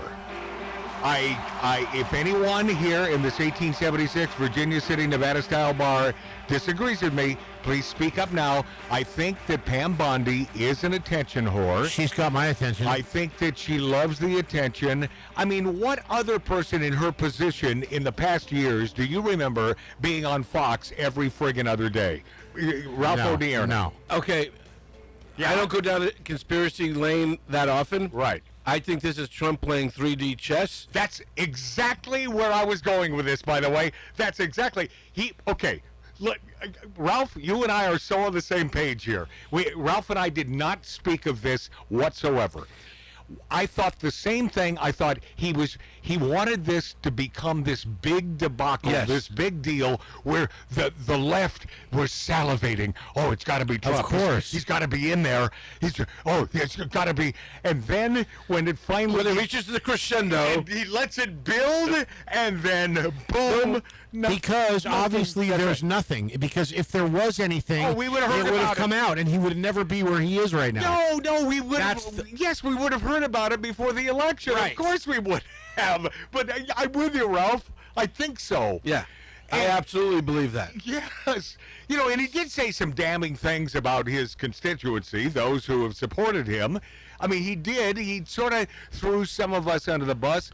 But, because they went after him. And they did. And he will not just sit back. No, he never does. And you can't tame him. He's going to say what he's going to say. Now, did this piece of crap kill himself in jail? I think he did, to be honest with you. But let's say that he was helped. Let's say that he was helped. They let him. That's what I'm saying. Yes. He was helped. I think they let him do his thing. But maybe we're wrong about that. Maybe he was off. I don't know. And that minute missing from the videotape, it's, as I understand it, there's always that minute missing in every hour. You can't go through the entire jail and hang somebody and not have them have bruises or a ripped shirt in a minute to kill themselves. Right. Exactly right. So yeah, I'm with you. I think it's another chess move by Trump. I believe I'm right. I don't even you have to say I hope I'm right. I think he knows what he's doing here. And that's why he said release the grand jury testimony. I don't care. Yeah, go ahead. But he has to let it build. That's right. Because man, because it's just another. It's just another. Well, hold on, Dave. If there were ever a president who it is misdirection. It's 100%. Yes. But it's not to take anything off of anything else. I mean, the one thing that it does is just takes the attention off of every good day that Trump is having, which is the last time I checked. Every day. No kidding.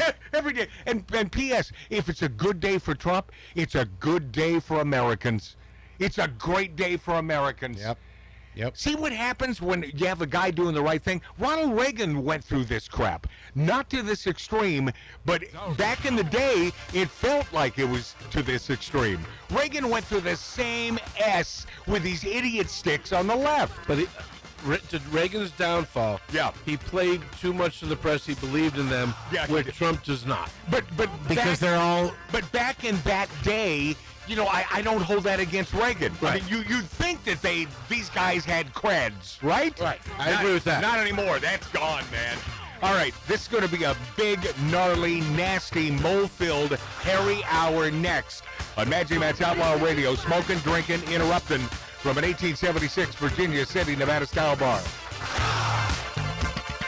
Don't believe me, just watch. Don't believe me, just watch. Don't believe me, just watch. Don't believe me, just watch. Hey, oh! Stop. Wait a minute. Fill my cup, put some nigga in it. Take a sip, sign the check. Julio, get the stretch. Right to Harlem, Hollywood, Jackson, Mississippi. If we show up, we gon' show out. Smoother than a fresh drop. Skip it. I'm too hot. Call the police and the fireman. I'm too hot. Make a dragon wanna retire, man. I'm too hot. Bitch, say my name, you know who I am. I'm too hot. And my band about that money. Break it down. Girls hit you, hallelujah. Girls hit you, hallelujah. Girls hit you, hallelujah. Cause Uptown Funk gon' give it to you. Cause Uptown Funk gon' give it to you. Cause Uptown Funk gon' give it to you. Saturday night and we in the spot. Don't believe me, just watch. Come on.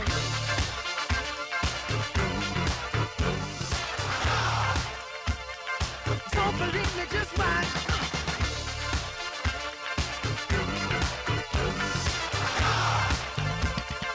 Don't believe me, just watch.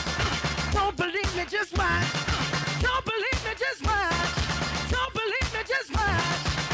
Hey, oh! Before we leave, let me tell y'all a little something. Uptown, funk you up. Uptown, funk you up. Uptown, funk you up. Uptown, funk you up. I said uptown, funk you up. Uptown, funk you up. Uptown, funk you up. Uptown, funk you up. Come on, dance, jump on it. If you said and flown it. If you freak dead and own it. Don't brag about it, come show me. Come on, dance, jump on it. If you said and flown it. Well, it's Saturday night and we in the spot. Don't believe it, just watch. Come on.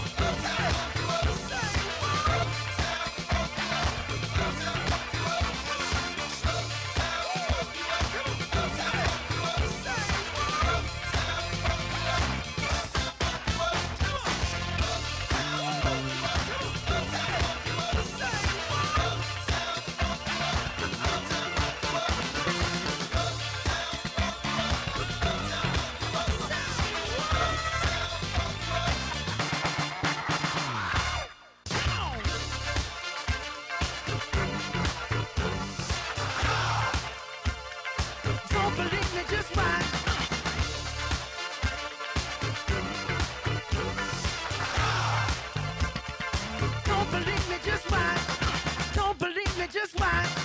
Don't believe me, just watch. Don't believe me, just watch. Hey, hey, hey, oh! Stop. Wait a minute. Fill my cup, put some nigga in it. Take a sip, sign the check. Julio, get the stretch. Right to Harlem, Hollywood, Jackson, Mississippi. If we show up, we gon' show out. Smoother than a fresh drop skipping. I'm too hot. Call the police and the fireman. I'm too hot. Make a dragon wanna retire, man. I'm too hot. Bitch, say my name, you know who I am. I'm too hot. And my band about that money. Break it down. Girls hit you, hallelujah. Girls hit you, hallelujah. Girls hit you, hallelujah. Cause Uptown Funk don't give it to you. Cause Uptown Funk don't give it to you. Cause Uptown Funk don't give it to you. Saturday night and we in the spot. Don't believe me, just watch. Come on.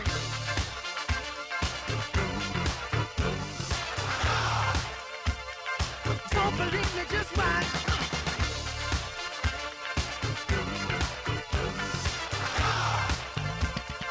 Don't believe me, just watch. Don't believe me, just watch. Don't believe me, just watch. Don't believe me, just watch. Hey, hey, hey, oh!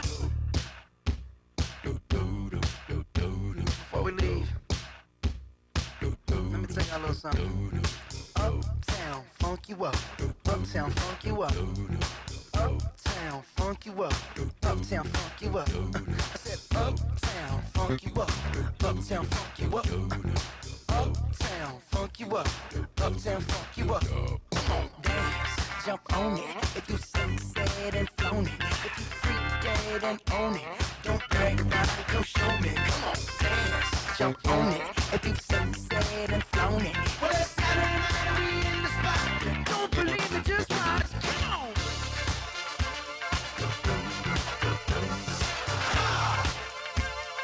Don't believe me, just watch.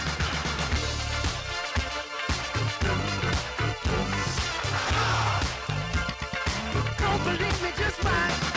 Don't believe me, just watch. Don't believe me, just watch. Don't believe me, just watch. Hey, hey, hey, oh!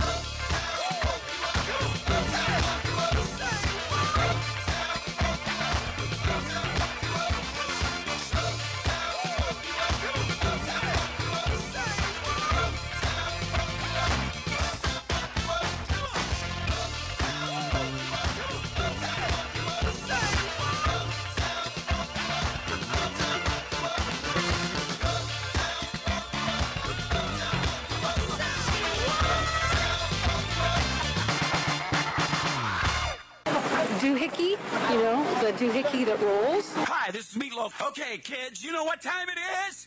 You know what time it is?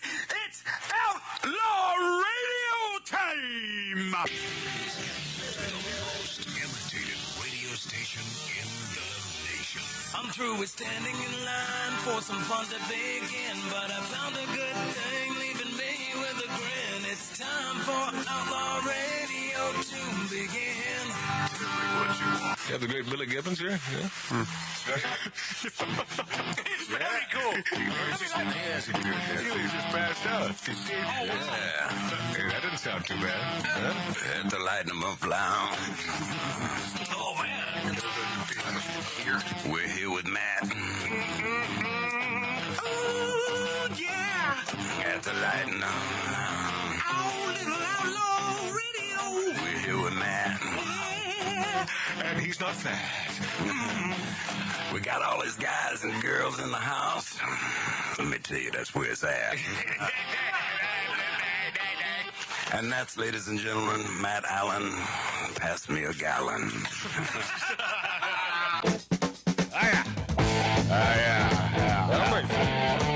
Have mercy, baby. Welcome back, Mansion Outlaw Radio. Smoking, drinking, interrupting now. I know I've said it before. I'll say it again. Got to get that bastard back over here, man. Billy F. Gibbons. Love that man. He's in L.A. a lot. I mean, he has a house here, he has a house there, he has a house anywhere he wants. That's Billy F. Gibbons. I worked for him. I got to tell you, I worked for him when we did the... You didn't have to tell us. Well, the Love Ride. Yeah. Love Ride, and they headlined the Love You Ride. can't help but love the guy. He is awesome. Yeah, he's a good American. And you notice how he keeps quiet about his politics? Yeah, which is brilliant. I think we all know. I mean, we know. Yeah. I know. You can't have a beard like that and not be right. Oh, yeah.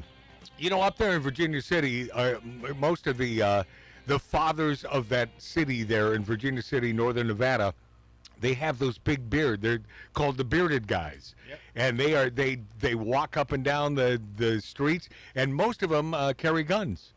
Yeah, just in case you're out of line. Just in case you become out of line and you can't behave like my brother Mart in the first hour. You know, then they're loaded, they're ready to go. Are you saying Marty would be dead right now? No, I'm not. I don't want my brother to be dead. No, last thing I know. But just in case someone is out of line. Ralph. But Frank Beard never had a beard. Frank Beard never had a beard from the band. See, and that's the irony in the band ZZ Top. Frank Beard was the one without a beard. Now, is he the guy that died, or is it the other one? He died. No, he passed. Yeah, see, that sucks. But he's still doing his tours, man, and Billy will show up anywhere there's a great musician, and he will jam with those folks on stage. And you wonder why. Why didn't he show up at the Coldplay concert? You know, it's like, why didn't... They needed a musician. Oh, is that it? Ooh, why didn't Billy give... Don't get me wrong. That first Coldplay album, friggin' off the hook. I listened to it over and over. I think it was on Ryan Stiles, Tall Man of Comedy. Second notation to Ryan Stiles on the show today. Drew Carey Show, Whose Line Is It Anyway? He used to make me these tapes, these music tapes, songs that I thought I'd enjoy, and he'd burn them onto CD. Remember those days? It was only 20 years ago, you know. Those are good old days. Yeah, we don't. Yeah, I agree with you, Tattoo Dave. Yep. But now, you know, we don't go through any of that. But I have many of the Ryan Stiles tapes, and on one of those, 2 Coldplay cuts. How about that, huh? Wow. Yeah, I'm telling you, he did that. Chris Martin, is that his name? I think that's his name. Chris Martin did really good music. However, if you're messing around on your spousal equivalent, words of advice, Coldplay is the last concert you want to show up. Even if maybe he thought no one would see them. Exactly. Why would anybody? Yeah. Even if you're not messing around, you don't want to be caught at a Coldplay concert. Yeah. But P.S. I like Coldplay. I'd never be there at that concert. No. I'd show up at a War concert. I would. War? Northern California guys? I mean, I love that band. Robert Palmer, dead, unfortunately. But you'd go. I did. Radio City Music Hall. I saw one of his last performances. The guy was on fire. And 2 weeks before he died, he had a complete physical and gave him an AAA 10 plus, and then boom, heart attack. So how about that in physicals, huh? And Robert Palmer, the James Bond of rock and roll, always dressed to the teeth. Guy was the best on stage. That's why I don't go to the doctor. That's why you should not go to a Robert Palmer concert. Well, as or Robert Coldplay. Palmer. But anyway, no, Robert Palmer, the best of all time. And received correspondence, could have been email, could have been Twitter, could have been so many things. Magic Matt, what do you know about the Magic Fingers bed? I mentioned Magic Fingers bed. You've been to Northern Nevada. That's not where. That's not how. My knowledge of the Magic Fingers bed does not emanate from Northern Nevada, an area of the country that I adore, that I love. No, the Magic Fingers bed, in answer to your question, those who will remain anonymous, Houston, Texas, my gal, my bride, my soon-to-be wife, Helene Pena, I took her to this cheap motel outside of Houston, and in that motel was one of them Magic Fingers bed. Now, do you know this Magic Fingers bed? I do. Oh, you do? I watched a lot of old movies. So you were never face to face with a Magic Fingers bed? I never had enough quarters. What it had was this little concoction at the end of the bed. It was a metal thing, much like at a drive-in theater, that thing you put on your window. It looked like that, except you put a quarter in this, and the bed would vibrate. And it's called the Magic Fingers bed. I believe had a patent. and so I took Helene Pena, good old Helene from Pearland, Texas, took her to this little joint, and we were doing it. I mean, prior to that, but we ended up at this place outside, and Magic Fingers Bed got that thing rolling. Now, I like noise. The only way I can sleep is if I have the sound of noise or a fan. Better the fan blowing on me. White noise. But I thought the Magic Fingers bed could put me to sleep. The problem is it'll stop after 10 minutes. And then you got to have an abundance of quarters. Well, no, but then you got to wake up again and put another quarter in there. But or rig the machine. I do ask you, my lovely listeners and viewers of Magic Matt's Outlaw Radio, A, do you know about this Magic Fingers bed? B, have you ever been face to face with a Magic Fingers bed? And C, do you know a motel to this day, because I want to find that motel. Yeah, I'm telling you, I just don't go to motels by the hour. I don't think they exist anymore. This was not a hooker motel. There's got to be there's got to be at least one Magic Fingers bed in existence, and if there Isn't it Magic Matt's Fingers? I want to find it. I need to know. Helene Pena, yes, you're right. I should have married you. Yep. She's the one gal. She's the only gal that I say that. You're only an hour and a half away from marrying her. Yeah. No, it was more than that. Yeah, it was 27 I was hours. 26 years old. I told her, I don't know. I just You said it on the rehearsal dinner, right? So it was a day before. I didn't even make it into the church while my dad is there playing an organ. The church was there. Yeah, I was Gary. I was outside, and Gary, my father, was in there jamming, and I'm feeling really bad. And God bless Helene Pena. What a beautiful gal. He was runaway bride. Yeah, but she didn't say she didn't. No. But this is the greatest gal. She didn't say, "You better not do this to me, you nasty F." You. No. She said, "Okay." None of that. She simply said, "Well, you have to tell the priest." She brought the priest out of the church. She went to the church, grabbed the priest. My dad is still jamming, Billy Preston. I'm hearing nothing from nothing, and so everyone they're thinking the marriage is still on, and she brings the priest out, and I said, "Your Honor." He said, "I'm a priest. I'm not a part of the government." I said, "Okay, your priesthood. I must tell you, my friend, I just don't. I don't want to be married. I love her. And I do. To this day, I love her. I love her, but I don't want to be married." And he said, "You have some big balls, my son. Better a minute before than a minute after." Maybe you can bring her to your daughter's wedding. Bring Helene or the priest? No, Helene. She's married and she has like 4 kids. Okay, so I got a question. What's And the latest on your daughters? Is Mark C.T. Boyer joining you? Oh yeah, because I'm coming apart. Yeah. So Mark will be there. He was formally invited by my daughter to attend the wedding. How nice is that? How nice is that? Yeah. I can't believe Well, she knew that's the only way you would get there. Yeah. What? She knew that was the only way you could get there. Yeah. Oh, me? Yeah. Because Mark did bring it up. He said, "I got this email." I said, "Oh, I guess I have to go." Now, by the way, I knew I had to go. As I sent an email to my daughter, I said, "A day like this that is so..." And by the way, yeah, it's sort of... I guess if you think about it, it's sort of backhanded. I said, "A day like this that is so special to you, I wouldn't miss this unless I was dead." What's the date? The middle of next month. That's the August date. 15th. Is it a Saturday? Dana White plans to make the White House UFC match one of the greatest events of all time. Dana White, who, by the way, I got his bourbon down here. I know. Did we try it? We did, right? He sent me a bottle of this bourbon a couple months ago. It's called Howler Head.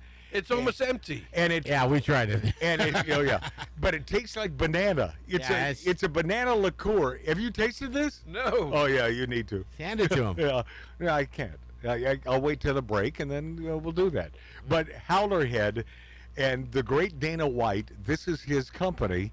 He is pledged to make the upcoming UFC match at the White House one of the greatest events of all time. And the left just shrieking. It's going to be on the White House lawn. Oh, it's so bad. It's just the best. It's gonna be so good. I mean, he's in with Trump, so it's gonna be so good. Let me tell you what's in now. Being a man again. Yes. Being a man again. Oh, it's awesome. And the chicks who dig men, most of you females, I know, you really want a man, a real man. I mean, you will put up with all of this glad handing and this kissy. I'm just calling you to say, I haven't heard from you in a while. Oh my God, death knell. Women smell this. Should we split the check? Yeah, should we split the check? These friggin' moes who call themselves men. You're not men. But man, we're coming back. We're in full stead, and we're in your faces. And speaking of in your faces, Planned Parenthood CEO says cutting our funding is unconstitutional because it's due to us supporting and providing abortion. Yes, dumbass. Yes. This happened on Thursday's PBS NewsHour. Well, they still had funding. Yeah, their funding was cut. Planned Parenthood CEO and President Alex McGill, baby killer, Johnson, stated that and you don't have to call her Johnson. You really don't. Oh, it's a female? Yeah, you don't have to call her Johnson. You can call her Ray. You can call me Ray. J. You can call me Jay. There's so many other names to call her other than Johnson. Stated that the reconciliation bill going after the organization's funding is unconstitutional because Planned Parenthood is being defunded for being a strong advocate and vocal rights supporter for abortion. Yes, dumbass, Lily. Wait a second. Yeah. Her name isn't Lily, but it brings me back to last week or a couple weeks ago. This Lily Allen, who I love her music, but she makes no bones about the number of abortions that she has had with the host of the show, and they're laughing about it. She said 6. I think I've had 5 or maybe 6. But they laugh about listen, whether you're on the page of this abortion or not has nothing to do with the fact that you can make it so frivolous about killing a kid. Oh, I've had 6 or 7. Instead of just a little something, little pill, little something in the old hoo-how, to take care of such stuff. This is Lily Allen. A few abortions. I've had a few, but then again, I can't remember exactly how many. Disgusting. Really? Yeah. Why didn't this come up in last week's episode when we were just talking about abortion? Because I was just letting you run with it. Reveal everything. I can't remember. Yeah, I think maybe I want to say 5, 4 or 5. Yeah, I've had about 5 too. Lily, I've never. Wow. I'm so happy I can say that, and you can say it, and no one came to shoot us down. No, because no one's going to shoot you down. We just think you're nasty bitches. That's all. We're not going to shoot you down. Planned Parenthood CEO says we deliver life-affirming care. I love how they change the names of things and the monikers in order to make it softer. We deliver life-affirming care so people determine their futures. So if you do the wrong thing, you get old pregnant nana, and then it's because you don't like the idea of a baby. Man, I can't even imagine that. I understand that you love your freedom. I get that, but my God, you have missed out on life not having a child. On Thursday's PBS NewsHour, it's sort of a dichotomy. Planned Parenthood CEO and President Alex McGill Johnson. You don't have to call her Johnson. Have I mentioned that? Yeah, you can call her Ray. You can call her Ray. You can call her Ray J. You can call her. By the way, I know we're only speaking to those over 60 right now. Just don't call me Collect. They deliver the most incredible, high-quality, time-sensitive, life-affirming care imaginable, and they do this because they know that when people are denied the...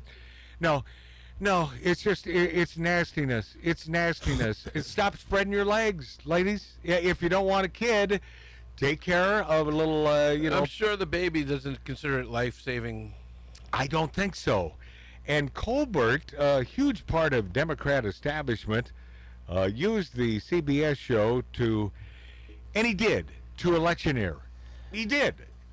And the good news is no one was watching it. Yeah. No one was watching it. They just used it as an excuse to cancel him. The Late Show, hosted by Stephen Colbert. This man, left-wing activist, and when the Democrats need a go-to interview, they will go. Colbert, you may have had a show if A, it was funny, B, it was entertaining, C, wasn't politically active. Punch up Carson Morley, please. It's 865. If you had listened to the great Johnny Carson, you dumbass, you might not have taken down not just your show, but an entire franchise, an entire late-night franchise. God. This is the great Johnny Carson. Do you get sensitive about the fact that people say, he'll never take a serious controversy? Well, I have an answer to that. I said, now, tell me the last time that Jack Benny, Red Skelton, any comedian, used his show to do serious issues. That's not what I'm there for. Can't they see that? But you're not. Why do they think that just because you have a Tonight Show that you must deal in serious issues? That's a danger. It's a real danger. Once you start that, you start to get that self-important feeling that what you say has great import. And you know, strangely enough, you could use that show as a forum. You could sway people, and I don't think you should as an entertainer. God, he's good. He's so good. Oh, he was the I have greatest. a great Johnny Carson analogy. Please. So when Colbert took over from Letterman, Yes. he took over a show that had 4 million viewers, and he got it down to 2. Now hold on a second. Wasn't he doing the late? Late Show. He was doing the Late Show, so he didn't take over for Letterman. No, he took over for Letterman, the Late Show, and Letterman had 4 million viewers. Did he really? Yes. So he's doing. So see, this is how much I know. I've never watched. Honest to God, my friends, I've watched clips. I've never watched the show. I thought it was the late version. So he's going up against the Tonight Show and all the he others. He took over Letterman's show at 11:30-esque. So he took over a show that had 4 million viewers, right, and brought it to 2.4. Mm-hmm. Instantly. Johnny Carson took over Jack Parr, who had 5 million viewers, and brought it to 14 million. Because unlike Jack Parr, who P.S. was brilliant, the man was brilliant, but he loved politics, and he made it about politics. And I think that's one of the reasons why he walked off during the show.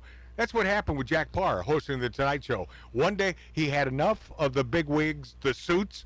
He walked off the show. But Carson was so smart. He said, well, I'm not going to do that. Yeah. Right? Yeah. I'm not going to make this about politics.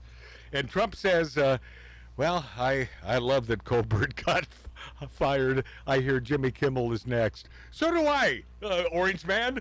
God, I hope so. I hear the same thing. President Donald Trump reveled in the looming end of late-night host Stephen Colbert's Late Show and claimed he hears ABC's Jimmy Kimmel is facing a similar fate. Stephen Colbert's Late Show operated at $40 million loss for years.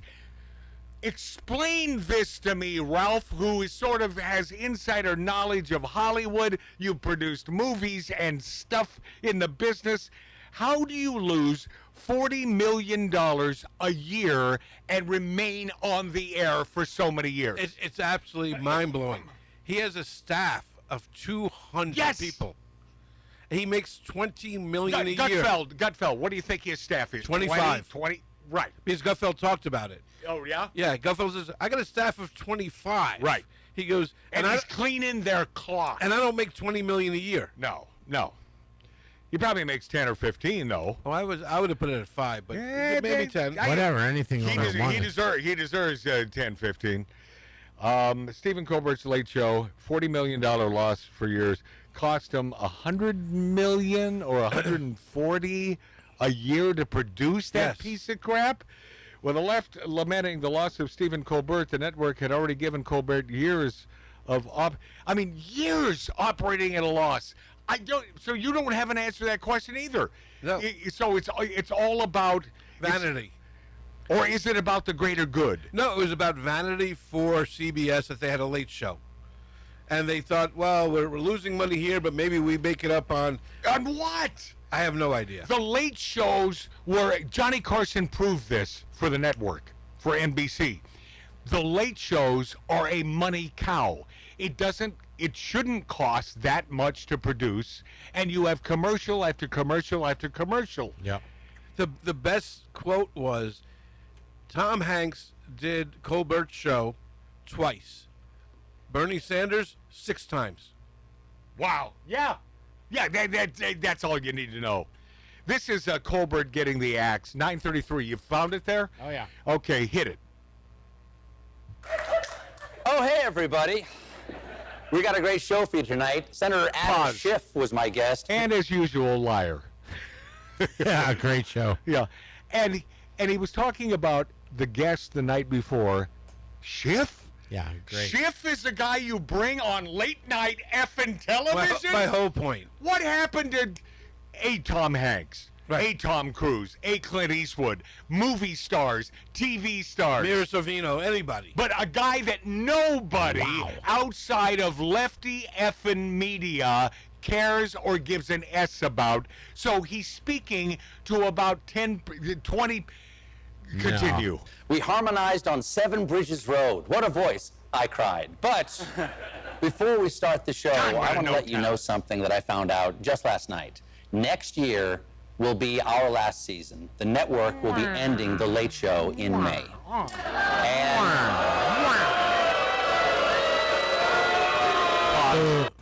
Can you imagine the Wranglers, there was the boo song. The floor producers, they're doing this, they're hands in the air, boo, boo, big boos. Continue.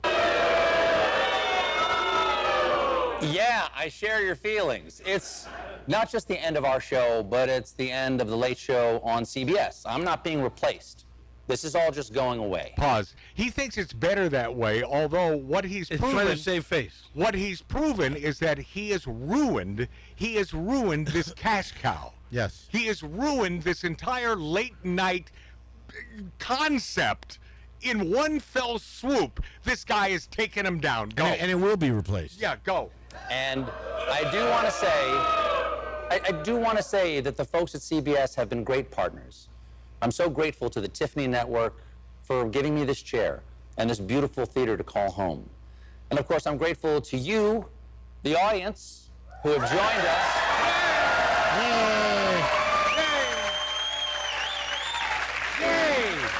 Every night, in here, out there, all around the world, Mr. and Mrs. America and all the ships at sea. I'm grateful to share the stage with this. That would be Mr. and Mrs. America. Just 2 people, by the way. Yeah. Continue. This band, these artists over here.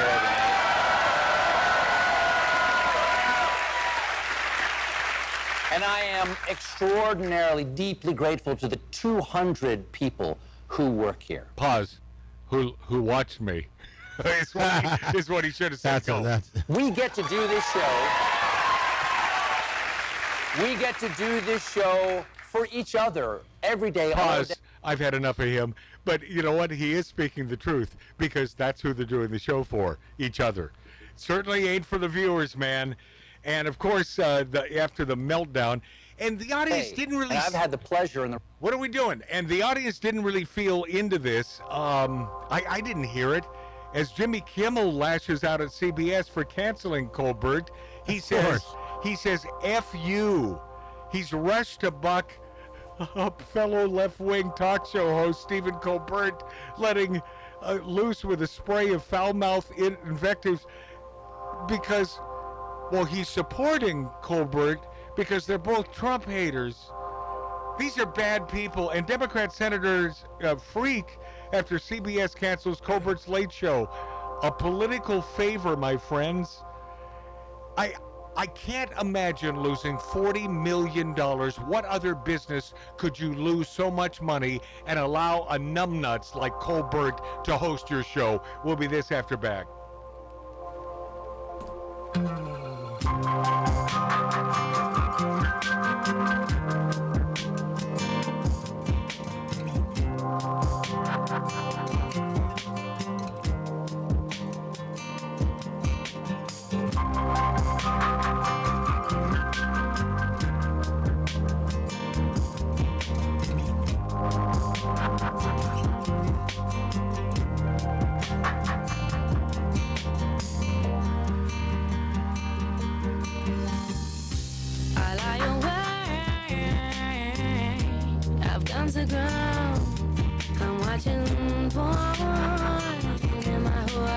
dressing gown.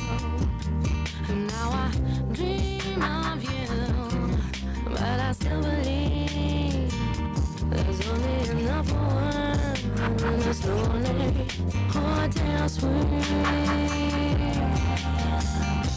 The journey's long, and I feel so bad. I think I'm back to the last day we had. Old fades into the night. Soon I know I'll be back with you. I'm nearly with you. I'm nearly with you. When I'm weak, I draw strength from you. And when you're lost, I know how to change your mood. And when I'm down, you breathe life over me. Even though we're miles apart, we have a chance.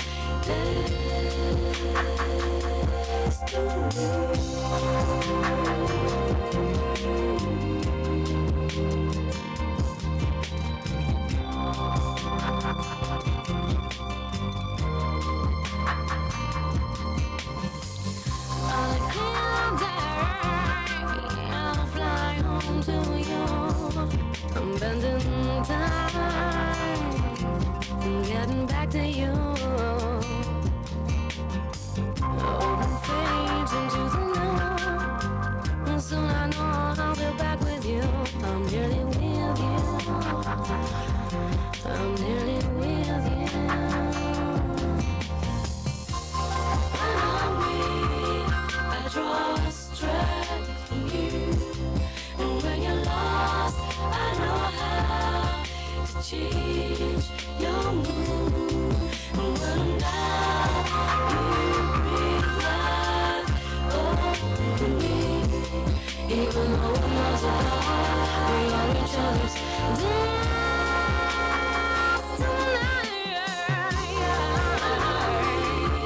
I draw strength from you. And when you're lost, I know how to change your mood.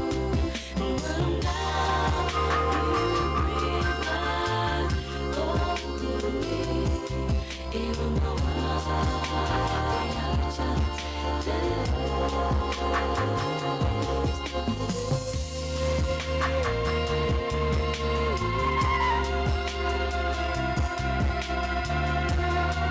Arbitron and search rated #1.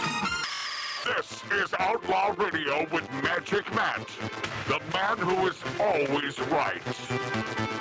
Yeah, go ahead, subscribe to us on YouTube, follow us on Rumble and X, and the finest stations. Well, you know what you're doing. You're listening to us right now. What's up, what's up? Am I a little hot? Do you have me? No, you're good. You're good. Famous last words from Tattoo Dave. Welcome back. Magic Matt's Outlaw Radio on YouTube, on Rumble, and the finest radio stations. Then don't ask. In the last break, we were talking about the fact that Colbert's Late Show was canceled, and the Democrat senators were freaking out over the cancellation. They were trying to come up with this bizarre suggestion that Trump administration is somehow concerned about the comedian's content. And that was part of the deal with CBS, which is just pure lunacy, which is absolute lunacy. The Daily Show, who hosts that? What's his name? Jon Stewart. Yeah, Trevor Noah. Jon Stewart. Jon Stewart also. Trevor Noah. Jon Stewart also did a great song with Pinky Tuscadero, or Leather Tuscadero from Happy Days fame. Remember that song? I love her. Yeah. Mark C.G. Boyer is about to say something I stupid. love it. Jon Stewart retired. And then Jon Stewart came back. For 1 day a week. He's doing What? One day a week. What? Trevor Noah took over. Don't argue with him, Ralph. He's going to go off like Marty. Oh, my God. So you're saying that, but by the way, the fact that Mark C.G. Boyer knows this says that he's cemented in the Democrat way of life. So, You know, Matt, it just to let you says know, that I know I what I'm drilled him talking about it about. last night, all night. I told him you're still one of them. you are a Democrat, and he tried to say he's a Kennedy Democrat. I was a Kennedy Democrat. Who, by the way, which Kennedy? One that's dead. Hey, P.S. How many are dead? If you want to talk about top presidents, of course, JFK is always going to be put in there. I don't think he deserves to be. What did he do? Correctamundo. Maryland. Except die tragically. I mean, that he was did Maryland. God. Yeah. Well, yeah. There's something to be said for that. Yes. I mean, he was nailing I'm sorry. Maryland. Yeah, but he was a married man at the time. I mean, we can't give him.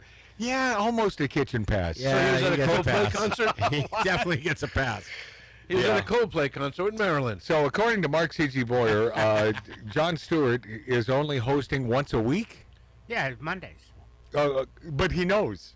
See, I got to tell you, He even knows the day. You can take the Democrat out of the Republican, but you can't put. Well, you know what I'm saying. He's a Democrat for years and years, but still, he's still thinking, yeah, but what if? But what if we couldn't have a perfect world? I don't know, Mark. God darn you, man. Well, I don't watch the show. I just know the facts. But you shouldn't know these things. Is he talking with his mouth full? You want us to be informed so that we can help you. By the way, if Mark C.G. Boyer is talking, it's with his mouth full. Yes, because he's always eating. The Daily Show ratings, by the way, hit a 10-year high and still suck. Ratings for The Daily Show, the tallest midget at the circus, kind of shameless hype, returned to rating success, well documented, but might be surprising that The Daily Show scored its biggest quarterly share in 10 years, and they're hyping this. The Daily Show was up 15% in pure ratings numbers, as well as from an average of 342,000 to 393,000, which had its best quarterly ratings in 4 years. Did you hear what I just said? Yeah. 342,000 total viewers. Now break out laughing, my friends, to a whopping 393,000. It's also no surprise that Gutfeld's late-night Fox news show regularly attracts up to 3 million viewers a night. Which passes Jimmy Kimmel, Colbert. All the rest. Yeah. Yeah. Are we really going to start this? With 25 people. Yeah. You mean on staff, yes. Right? For 2 decades, the fake media have tried to hype Jon Stewart and The Daily Show into some kind of national phenomenon, but the ratings said otherwise. Just the facts, ma'am. It's about the facts. Keep in mind, I have ridiculed Jon Stewart. Smart guy, funny guy. I think he's a funny guy. He is. But they got no viewers, man.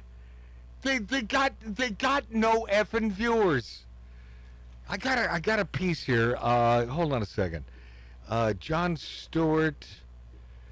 Yeah, just a little piece of this. The best thing that Colbert ever had on his show was Jon Stewart talking, and I'll only play a little piece of this, but it's the best. And it shows Jon Stewart is a funny guy on Colbert, and Colbert is as he's hosting that stupid thing on CBS, watching John sheepishly thinking, oh, please, John, take it back. Oh, please don't go there. This is Jon Stewart on Colbert. Yeah, I don't have it. 966, third from the top, sunroof top. Well, I preface it by How do you feel about the science now? Well, so I will say this. I honestly mean this. I think we owe a great debt of gratitude to science. Science has, in many ways, helped ease the suffering of this pandemic. Turn it up, please. Which was more than likely caused by science.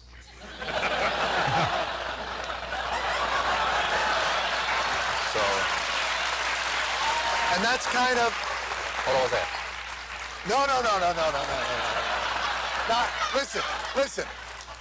It's coffee. I wouldn't do that to you. I wouldn't do that to you. I'm so all what for do you takes, but what do you mean by Pause. By the way, that's Colbert with his coffee about to throw it at Jon Stewart because he's not in lockstep with the lefty attitude regarding the flu. Go. There's a chance that this was created in a lab. There's an investigation. A chance? Well, oh my if God. there's evidence, I'd love to hear it. There's I don't a know. novel respiratory coronavirus overtaking Wuhan, China. What do we do? Oh, you know who we could ask? The Wuhan Novel Respiratory Coronavirus Lab. Yes. The disease is the same name as the lab. That's just a little too weird, don't you think? And then they ask the scientists, they're like, how did this, so wait a minute, you work at the Wuhan Respiratory Coronavirus Lab. Yeah. How did this happen? And they're like, a pangolin kissed a turtle. And you're like, no, the name of your lab, if you look at the name, Right. look at the name. Right. Let me see your business card. Yes. Show me your business card. Right. Oh, I work at the coronavirus lab in Wuhan. Yeah. Oh, because there's a coronavirus loose in Wuhan. How did that happen? Well, maybe a bat flew into the cloaca of a turkey and then it sneezed into my chili, and now we all have coronavirus. Like, come on. Okay. Wait a second. What about this? What about this? Listen to Colbert trying to stop him down. Listen to him. John. Oh my God! This is why you're off the air, asshole. There's been an outbreak of chocolatey goodness near Hershey, Pennsylvania. What do you think happened? Like, oh, I don't know. Maybe a steam shovel mated with a cocoa bean. Or it's the chocolate factory. Maybe that's it. Maybe. That could be. Listen to Colbert. Listen to Colbert trying to talk him down.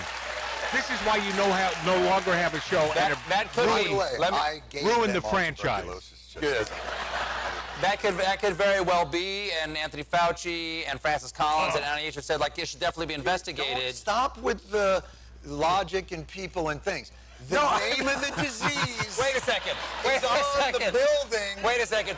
But it could be possible. You could be on the right. building. It could be possible that they have the lab in Wuhan to study the novel coronavirus diseases Colbert, because you're an in ass. Wuhan there are a lot of novel coronavirus diseases because of the bat population Sure, no, there. I understand. It's like the same. It's Like, a wait a local second. specialty, and it's the only place to find bats. You won't find bats Right. No, but anywhere it's like else. saying, Oh why? wait, Austin, Texas has Austin, Texas. thousands of them that fly out of a cave every night. Right. Every night it I've does. seen that. Is there a coronavirus? Me too. An Austin coronavirus? No, it doesn't seem to be an Austin coronavirus.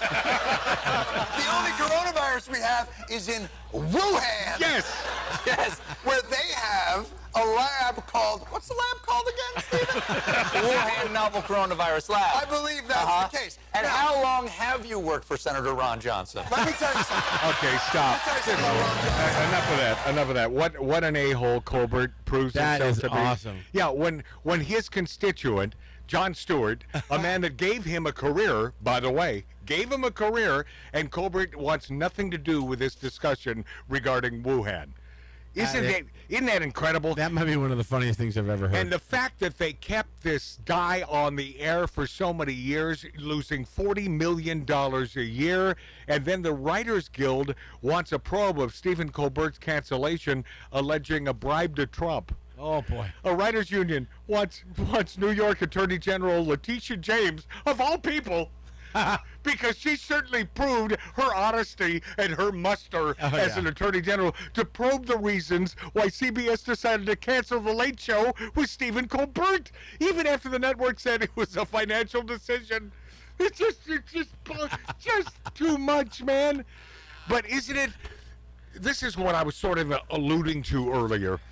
That CBS, being lefty, wokey, lefty, all the suits, all the ties, all the a-holes running that stupid corporation who has seen better days. All the networks seen better days. They're done. They're done. They're absolutely done. But I can see Letitia James saying, CBS, was this a bribe? Yeah. Well, we lost almost $500 million in Colbert's career. Yes. But didn't you pay Trump $16 million? Yes. Right. Well, we did. There you go. What I was sort of alluding to was the greater good. That because they're big woke lefties who run CBS, it's all CBS, that it's about the greater good. I forget this gal's name, but I love her little treatment of the greater good. You got it there? You looking this time? I'm looking, but Dave? I'm Really? Fourth from the top? Let's go. Yeah. This is This is all about the greater good, my friends. We need you to stay in your home for a couple weeks. It's for the greater good. We need you to close your business just for a short time. It's for the greater good. Yeah. We need you to stay home just a little bit longer than 2 weeks. It's for the greater good. How about 4 years? We need you to wear this on your face. It's for the greater good. We need you to wear 2 of these on your face. It's for the greater good. Right. We need you to inject this into your body. It's for the greater good. We need you to spend the holidays alone. It's for the greater good. Yeah. You must inject this into your body. Yeah. If you want to feed your family. It's for the greater good. We need you to stop eating that. It's not good for the environment. It's for the greater good.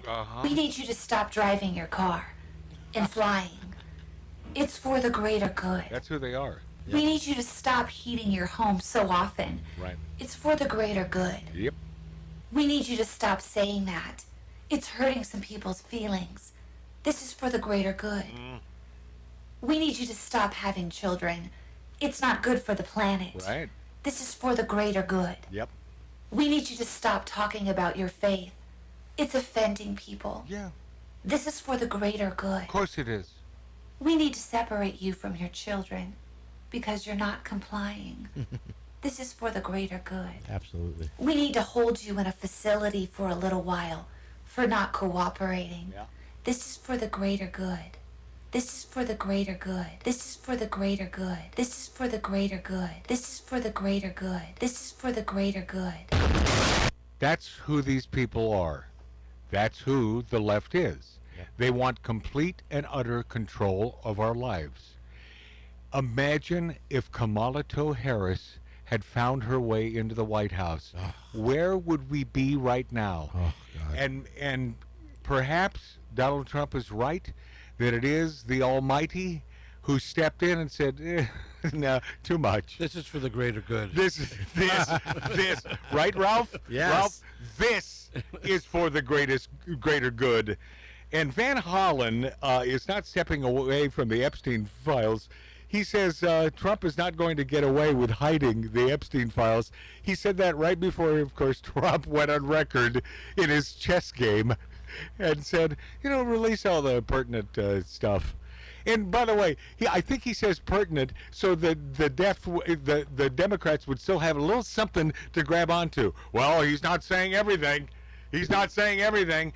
Yes, Donald Trump and Epstein were friends for many years. Donald Trump cut it off when he discovered that he was a bad guy. Yep. I mean, my God, what more do you need to know? He knew that. Van Hollen says, I think he's afraid of what we'll find. Okay, that's just playing right into the hands of the Orange Man. These people are not only stupid, but they're nasty. Yeah. And they truly hate America. And a Soros-linked groups filed lawsuit. They want to ban ICE agents from arresting illegal aliens in courthouses. And so organizations who have linked themselves to George Soros' Open Society Foundations filed a lawsuit to ban ICE from arresting illegals at courthouses. Why? If they're illegal aliens? Why? They're bad people. That's why. We'll be this after back on Magic Matt's Outlaw Radio. Crack this little ditty.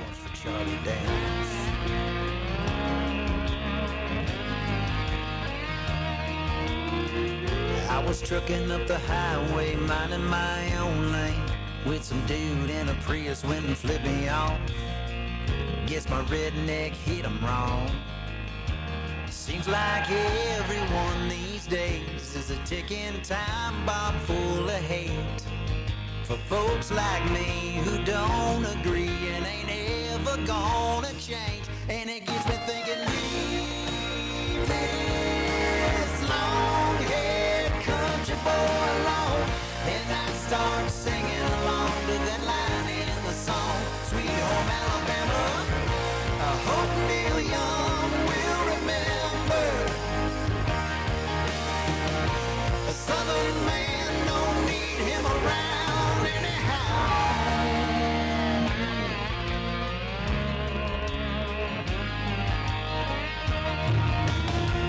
Yeah, I'm one of them, don't give a damn, live off the land, Ted Nugent fan, hair to my shoulder, country all over.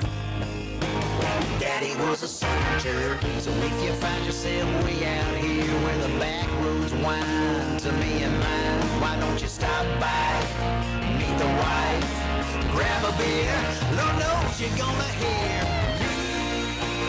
Leave this long-haired country boy alone, and I start singing along to that line in the song, Sweet Home Alabama. I hope Neil Young will remember. A southern man don't need him around anyhow. Take your tea.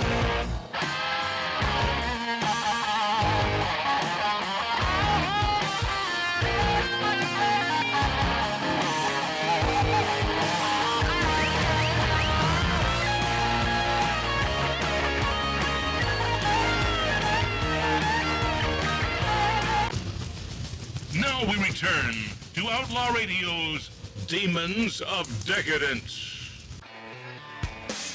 All right, so much stuff and so little time to run through, so let's do quick.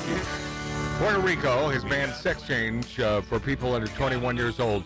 Nicely done. Nicely done. Republican Governor Jennifer Gonzalez Colon signed legislation banning sex change drugs and surgeries for individuals under 21. Nicely done there in Puerto Rico, where I've gambled, and they have beautiful casinos, by the way. Yeah. Trump suing Rupert Murdoch, Wall Street Journal, Dow Jones over hit piece. Do you think he's going to win that one, Ralph? $10 billion. I have no idea, but it's a fun lawsuit. It's another one. I got to tell you, he's suing. He's so crazy. But you can't really blame him. No. Yeah. And they'll settle and they'll give him a $40 million. And yeah, I mean, $10 billion. Meanwhile, Gavin Newsom sues Trump over $4 billion in cuts to California choo-choo. State of California sued the Trump administration over President Donald Trump's decision to claw back $4 billion in federal funds for the state's troubled and delayed high-speed rail project, a project which has just cost gazillions of dollars and has done absolutely nothing. $100 billion, if you want the exact number. And look up the interviews with Gavin Newsom trying to say that, oh, no, this is a good thing. No, it's not. It's not even where it was supposed to be, and no one's going to travel to those areas. It's just friggin' ridiculous, and much to the great Dennis Zine, who was on the show earlier, the last great councilman in L.A., talking about Newsom and the fact that the state of California, how many in debt are we? Over 40 billion? Yeah. It's just ridiculous. And you heard about this L.A. mom of three? Illegal alien fake kidnapping by ICE bounty hunters. Oh, God. And a story to raise money. Yep. Just pure fabrication. This is like going back to Chicago and that dude from She was hanging out with Gar Lester in Bakersfield. Stop it. It is just a big bunch of crap. And Zoran Mondani pushes for abolition of private property. Yeah.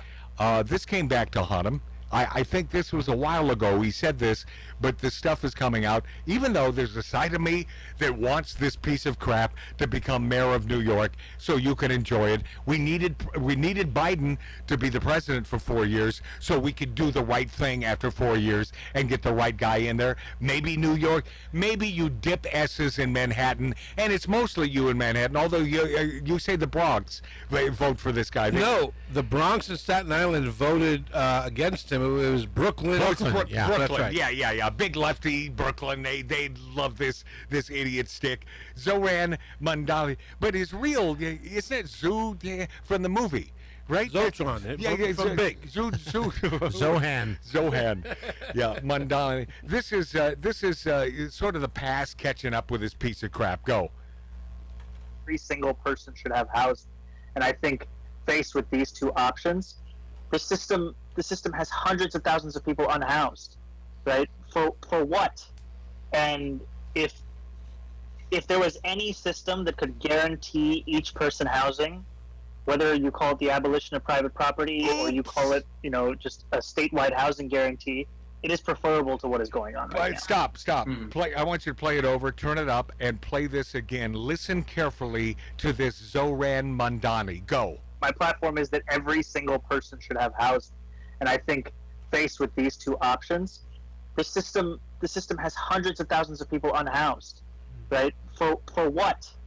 And if there was any system that could guarantee each person housing, whether you call it the abolition of private property or you call it, just a statewide housing guarantee, it is preferable to what is going on right now. And I think that people try and play like gotcha games about these kinds of things, and it's like, look, I care more about whether somebody has a home. Yeah, Donald Trump Jr. sarcastically commented, "Yeah, this guy is definitely not a communist." No. He wants to take your private property away from you. If you don't live in your condo co-op for 6 months out of the year, he wants to take it. He wants to take it, yeah. And Ted Cruz simply stated in his post he's a communist. Alicia Stefanik from New York, slammed New York Governor Kathy Hochul. Oh, my God, is she a waste of space? Oh, my God, what a nutbag. Could have been a man, happened to be a woman, Kathy Hochul. And the state's Democratic Party for paving the way for whoever this guy is, for winning the primary. You think he's going to win, Ralph? You're a New Yorker. Yeah, I do too. They get what they deserve, do they not? Right. And then we'll see what happens. We'll be this after back on Magic Matt's Outlaw Radio. Thanks to Tattoo Dave. Thanks to Ralph Odierna. My brother Mart for being here with for 5 minutes. For about 30 seconds, by the way. Mark C.G. Boyer, my buddy out there slaving over hot coals. A good Marine. Hoorah! Billy Dilly. Love Billy Dilly. Dennis Hine, thanks for being on the show today. Mom and Dad, love you.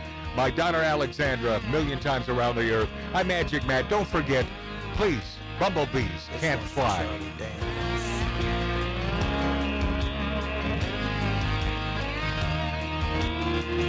I was trucking up the highway, minding my own lane, with some dude in a Prius went and flipped me off. Guess my redneck hit him wrong. Seems like everyone these days is a ticking time bomb full of hate for folks like me who don't agree and ain't ever gonna change. And it gets me thinking, leave this long-haired country boy alone. And I start singing along to that line in the song, Sweet Home Alabama. I hope Neil Young will remember. A southern man don't need him around anyhow.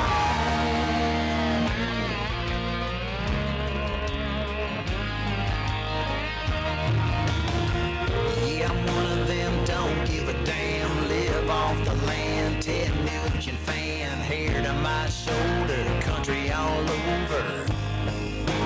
Daddy was a soldier, so if you find yourself way out here where the back roads wind to me and mine, why don't you stop by, meet the wife, grab a beer, Lord knows you're gonna hear. Leave this long-haired country boy alone. And I start singing along to that line in the song, Sweet Home Alabama. I hope Neil Young will remember. A southern man don't need him around anyhow. Take your tea. Yeah, I don't know what Tattoo Dave did there. The last feed, I walked in here, and there was no screen. You were seeing nothing. I don't know what. I think it's the bourbon talking. God bless you, folks. Thank you. Subscribe, follow us, and there are other things you should do, or not. I mean, do what you do. By the way, don't forget, Orange Man Good. Love you, folks. Thank you for being there. From my heart.